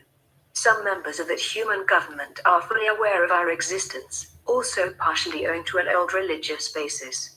For example, there is a gigantic, partially underground building in the capital, which is totally dedicated to my species, and that also has a direct approach to an elevator shaft and to an underground system. In this building, partial meetings have taken place and do take place between us and humans. We have passed on information to you in the last few years. According to what I know, we will keep ourselves as far away from the conflict as we can. You ought to learn to solve your own problems yourselves, or to become intelligent enough never to create those kinds of situations. What will come and who will possibly place themselves on your side, only time will tell. I really do not want to make any indications about that. Question. I have here 5 prints of different UFOs, which claim to show UFOs. Can you take a look at the pictures and tell me in which of them actual extraterrestrial aerial craft can be seen? Answer. I can try it. You pose many questions to me today which even I cannot answer unequivocally. Don't overestimate my knowledge. I'm no expert in alien technology and the construction of extraterrestrial ships. To be sure, there are mostly some technical details and peculiarities about genuine UFOs, with whose help one can easily differentiate them from natural phenomena or human forgeries. You falsify sometimes the pattern of genuine ships. Therefore, it is not so easy simply with absolute certainty to identify an object. I'll try it. Show me the photos. Comment by Uleke. She considered the pictures respectively for only a couple of seconds and then sorted out photos 1, 3, and 5. These 3 pictures here are obvious counterfeits or erroneous identifications. In the one picture, it certainly seems to me that a real exotic ship of an alien species was adapted for a small model here. It lacks important characteristics which are tied in with the technically and physically associated field. Generally speaking, a picture is all the more a fake, the clearer the outline and the colors are, because a levitating ship is generally hidden in a shifted field condition that even distorts the colors or the forms according to alignment. It might perhaps sound strange, but hazy and spectrally shifted photos are sometimes to be interpreted as an indication for a possibly authenticity. By the way, this object is floating above the water. If it were a genuine ship, we would have to see in any case either a trough or a swell on the surface. Since the surface is flat, it is obviously not a genuine ship. In my opinion, none of these 3 pictures show genuine objects in flight or UFOs. Here in this picture I see above all no artificial object in flight. It seems much more to deal with only a light reflex in your simple optical cameras. You really ought to be intelligent enough not to fall for a mix-up like that. When your general public chases counterfeits and frauds for a long time, then they will presumably discover too late what is really going on in front of them in their atmosphere. Photo 2. Albiosque, France, 1974. This one seems to be genuine. At least it displays the necessary characteristics. I would assign it at first glance to an alien species who have been visiting your planet for the last 35 years or so. The object itself is metallic and disc-shaped. Certainly it is distorted in form and color by means of a field effect. These 4 white and very long processes on the underside of the ship itself portray a kind of quasi-gravitational light manipulation. That is, the universal force field is being shifted in the direction of a simulated gravity. Actually, it is not a genuine light. It is mostly not a genuine light whenever you see illuminating UFOs, but a special strongly charged form field which manifests itself in the space that matter inhabits as a quasi-light. The reason for the activation of this special high-energy system in an atmosphere is not completely clear to me. It's possible that it is a kind of investigating or influencing of the environment.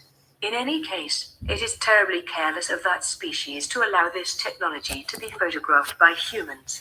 Well, I guess that most of you just plain don't understand it, and those who do will not say anything about it to the general public. Photo 4, Petit Chain, Belgium. 1990. This is in fact a genuine aerial object. It is in no way extraterrestrial. Triangular aerial objects in flight are simply not used by alien species, or not in this form, at least. That streamlined kind of form is a human concept. It is one of your own secret military projects that you build with the help of immature alien technology that was handed over to you by the extraterrestrials during the 1960s and the 1970s. Generally, the form of the hull for a genuine extraterrestrial ship is of no consequence, for inside the field itself there are no exterior forces that have any effect there. In general, the ships have a rounded-off form and they are built without hard edges, as a disc or a cylinder, so that the field can flow more easily. Your projects decree that along with the alien drive field there also be a conventional jet engine system. Therefore, they are always triangular and built thus with streamlining in order to be steerable with this primitive recoil principle. In the example here the ship glides above all on its genuine field drive. Do you see the distortion and the quasi-light in the rotating cylinders? That is an unmistakable indication for the authenticity of the photo. But why, you might ask, other 4 cylinders? That's unusual. Even the interval seems to be incorrect. The coloring is very dark and the interior optical distortion is very noticeable, presumably a reconstruction of the original system by your scientists. Since the alien species has just not given you any more information since the disagreement, they are rebuilding the system single-handedly without actually being able to understand what kind of dangerous thing they are doing there. This construction does not make the system better, only more unstable. Both of the forward cylinders are too close to each other. They will definitely flow into each other. The color shows me a powerful residual radiation. It was probably the case that high elements were used again as customary for the shifting. It is in any case very dangerous to be unshielded in the vicinity of the field. Did the person who took the photo display any kind of radiation and burn damage? Question. I don't know. Where do these military UFOs come from? From the United States? Answer. Yes. I think generally that's true. From the Western continent. Question. Why then do they fly over thickly populated areas of Europe? This photo comes from Belgium. That doesn't make any sense. Can you explain? Answer. Why is it that only I am able to explain strange human deeds? It's possible that these are long-distance tests or tests with the electromagnetic camouflage systems. The old enemy of the American nation is on this side of the world, so why shouldn't they test here? At home they've had enough time to have had their ships crossing back and forth. Maybe they have aroused too much observation there. With one of those kinds of unstable field structures, as your photo indicates, I consider it somewhat improbable that that ship is capable of making a flight of that length over the ocean. It's possible there is a test station here on your continent. Unfortunately, I don't know anything about it. Question. Many readers of the first transcript have posed the question how your original contact with the F came about. I already know the story from your narratives, but could you repeat it here once again for this volume and for the new transcript? Answer: of course. Now, the story began about 2 of your years ago here in Sweden. I have been strongly interested in your species and your behavior since my youth.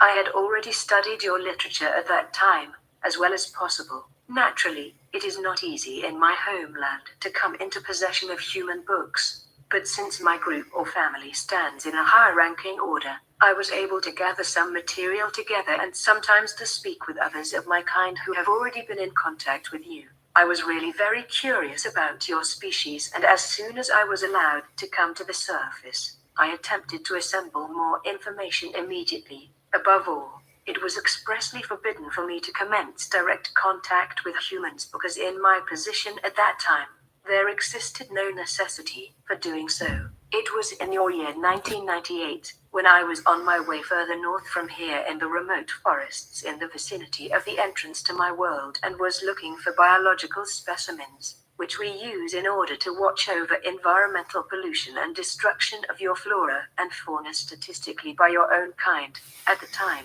I was already on the return path to the entrance. We can even orient ourselves more easily, by the way, through our senses to the Earth's magnetic field, and already in the vicinity of the large lake, when much to my surprise I came across a cabin in the woods. In this cabin I sensed a human consciousness, awareness. It was EF. Actually, I had no permission for contact with another species, but by the same token I had set in place my mimicry capability quite successfully prior to this. Even with larger groups of you, I had never ever come across a human being when I was alone. Now, let's call it primitive curiosity. I wanted to talk with the person in this cabin, and so I knocked on the door. E opened the door and we got into an interesting conversation. His language was not quite yet common at that time for me, but it's not all that hard to learn a new language when one can read the information in the consciousness, awareness of the opposite individual. I simply told him that I came from a foreign country in the East, of course.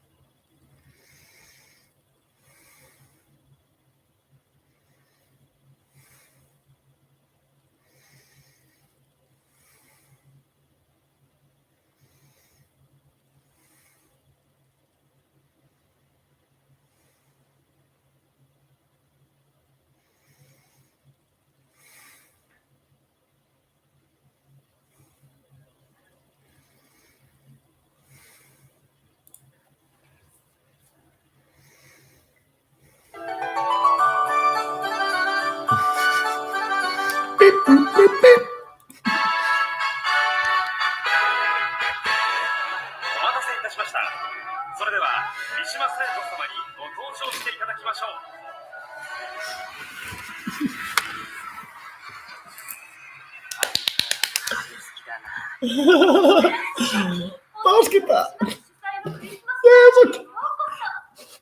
さやかな宴ではありますが、存分にお楽しみください。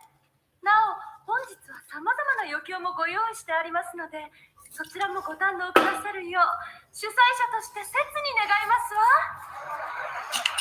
主催はさよこ自身じゃないだろう。大胆に、そんなに一人いないで、あっちへ行こうよ。ショー始まりよ。セルダンディさん、パーティーを盛り上げるための余興なんだけど、手伝ってもらえるかしら。The Japanese in the modern age trying to make everything peacefully. Lovely. 皆さんが喜んでいただけるのでしたら、ぜひ。うまく乗ってきたわ。ここは私のホームグラウンド。周りはすべて私の味方。今日こそあなたに敗北を味合わせてあげるわ。では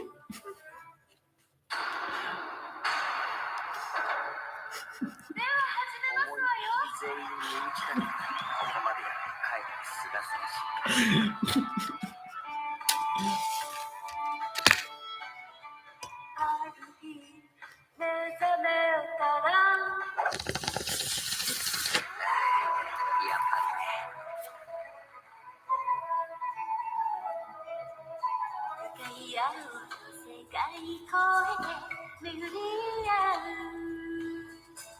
風が通り抜けてく舞い降り魂より跳ねふわりぶれて影合えないあなたを包みたい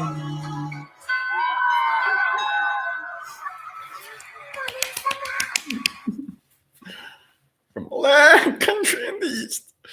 At the time, he did not really recognize who I was. You think? He was totally convinced that he was talking with a creature of his own kind, although it was simply You're cruel, Melanie! Since my assignment, anyway, had as its goal the investigation of this terrain, which was to last You said for not to several use the days. matching I powers. visited I him know. in this span of time 3 times as a human person. At first, we talked mainly about really ordinary things. Later, we got into religious and physical topics. Ja se oli haastava. He seemed to be impressed by my knowledge, and I was likewise impressed with his clear thoughts and his, for a human being, well-displayed personality structure and his own opinions. You really like giving yourselves over completely to a public opinion or conditioning, as for example, reptilian species are evil and stuff like that.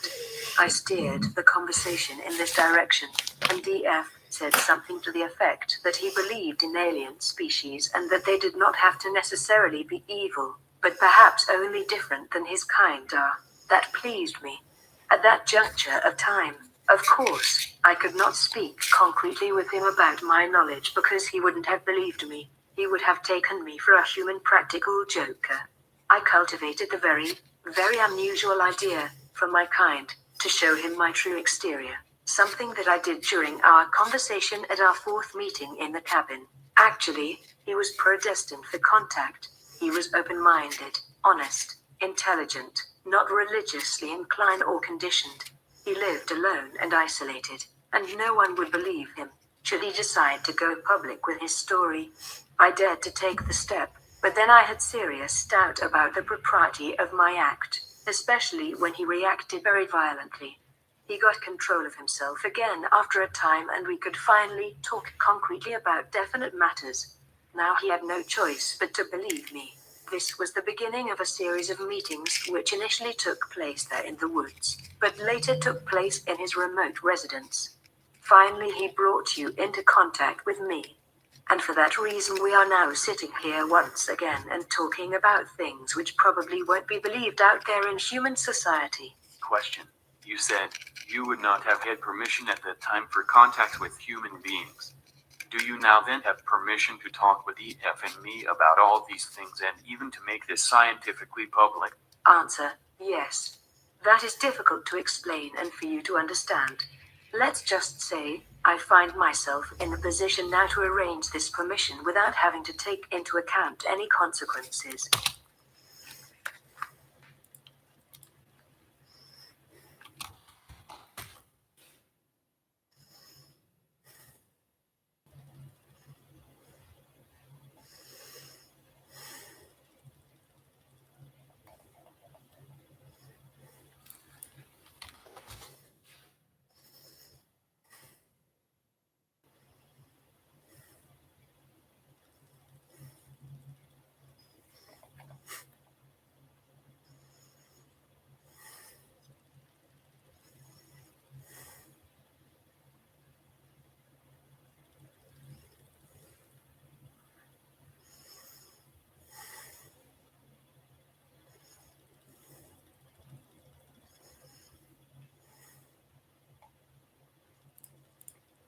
In this position, I am quasi-immune against certain restrictions. Let's look at it that way. Yes. Question. If other people want to come into contact with your kind, do they have a chance to do so? Answer, generally not. We avoid contact with you and we operate on the surface only in remote areas, and though we use the mimicry techniques in case we should meet some people. That I am talking with you now does not mean that others will follow my example. It goes without saying that you could try to find an entrance to my world and penetrate your way into there. However, that can sooner lead to unpleasant consequences for the infiltrator. You have next to no chances on the surface of recognizing us. You can't even contact us directly. We have to contact you, just as I did with the F. Those kinds of contacts, however, are not the rule, but are very rare occurrences. Question. Can you describe your subterranean homeland location? Answer. I can attempt to do so, but I certainly will not tell you where this place is located. My homeland lies in one of our smaller underground settlements to the east of here. I'll give you some numbers so that you can make a better impression for yourself. Just a minute. I have to try to convert the measurements approximately into your units. It is a dome-shaped cavern at a distance of about 4,300 meters from the Earth's surface. The cavern was organized as a colony about 3,000 years ago. A major portion of the ceiling structure is artificially integrated into the rock, and the form was remodeled into an almost elegantly proportioned and very flat dome with an oval ground plan. The diameter of the dome, according to your measures, is about 2.5 kilometers. The height of the dome at the highest point is about 220 meters. Underneath that highest point in every colony there stands a special whitish-gray cylindrical building, a kind of supporting column which holds the honeycomb net-carrying structure of the dome. This building is the tallest, largest, and oldest in the entire dome, for it is always situated as the first construction together with the security of the ceiling. In the meantime, of course, there were times when it was completed and reconditioned. That building has a very special name and religious significance. We have only one of those columns. Larger colonies even have more columns according to the construction of the ceiling. One of the main colonies in Inner Asia has, as an example, 9 of those kinds of supports, but that colony is also over 25 of your kilometers in size. The central building is generally a center of religion, but also a center for climate control, and a center for the behavior and the regulation of the lighting system. We have at our location altogether 5 large artificial light sources which generate your UV light and its warmth through gravitational sources. The air shafts and the light systems from the surface likewise run through these columns, and naturally, they are very intensely controlled. By the way, we have 3 air shafts and 2 elevator systems there, and even a tunnel connection to the next main colony, which lies approximately 500 kilometers to the southeast. One elevator shaft leads to a cavern near the surface. The other leads to one of our depots for the ships. You remember, the cylindrical ships, that is naturally concealed closer to the surface behind a rocky mountain face. Normally, there are only 3 ships there. It's a small depot. The other buildings of the colony are, for the most part, concentrically ordered in oval circles around the main supporting column, and they are, without exception, much flatter, generally only between 3 and 20 meters tall. The shape of the buildings is round and dome-like. The color is even differentiated according to circle and distance from the main column. To the north of the column, there is an additional, very large but very flat round building.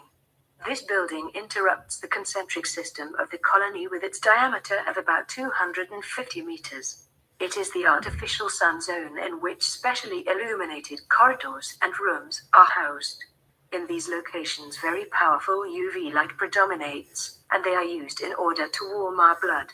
There is even a medical dispensary and a meeting room located there. Beyond the outer ring of the colony, there are zones in which animals are kept. You know, we must consume flesh as nourishment, and the gardens in which plant nourishment and mushroom culture are cultivated. There is also hot and cold running water from subterranean sources. The power station is located on the edge of the colony. The station is driven by fusion as its base, and it supplies the colony and the suns with energy. My group or family lives, by the way, thing like that to you, for it is a completely different set of surroundings and culture from what you are accustomed to in your life on the surface. You really have to see it for yourself to be able to believe it. Question. Will I myself see it sometime? Answer. Who knows? Maybe. Time brings new opportunities. Question. How many creatures of your kind live in this colony? Answer: approximately 900. Que-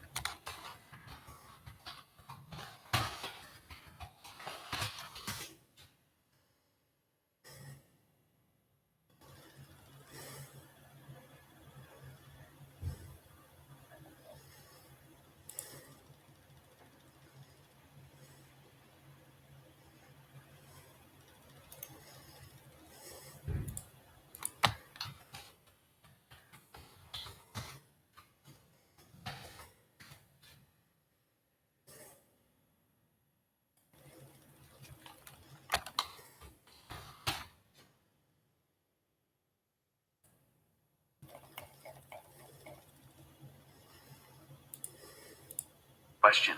That is the end of the interview.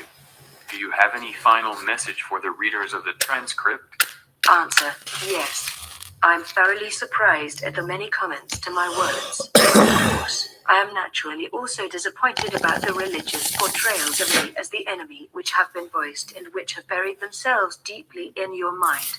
You should learn to set yourselves apart from the old conditioning and not to stand quietly under the control of something or someone who has already been gone for 5,000 years. You are, after all, free spirit. Those are my final words.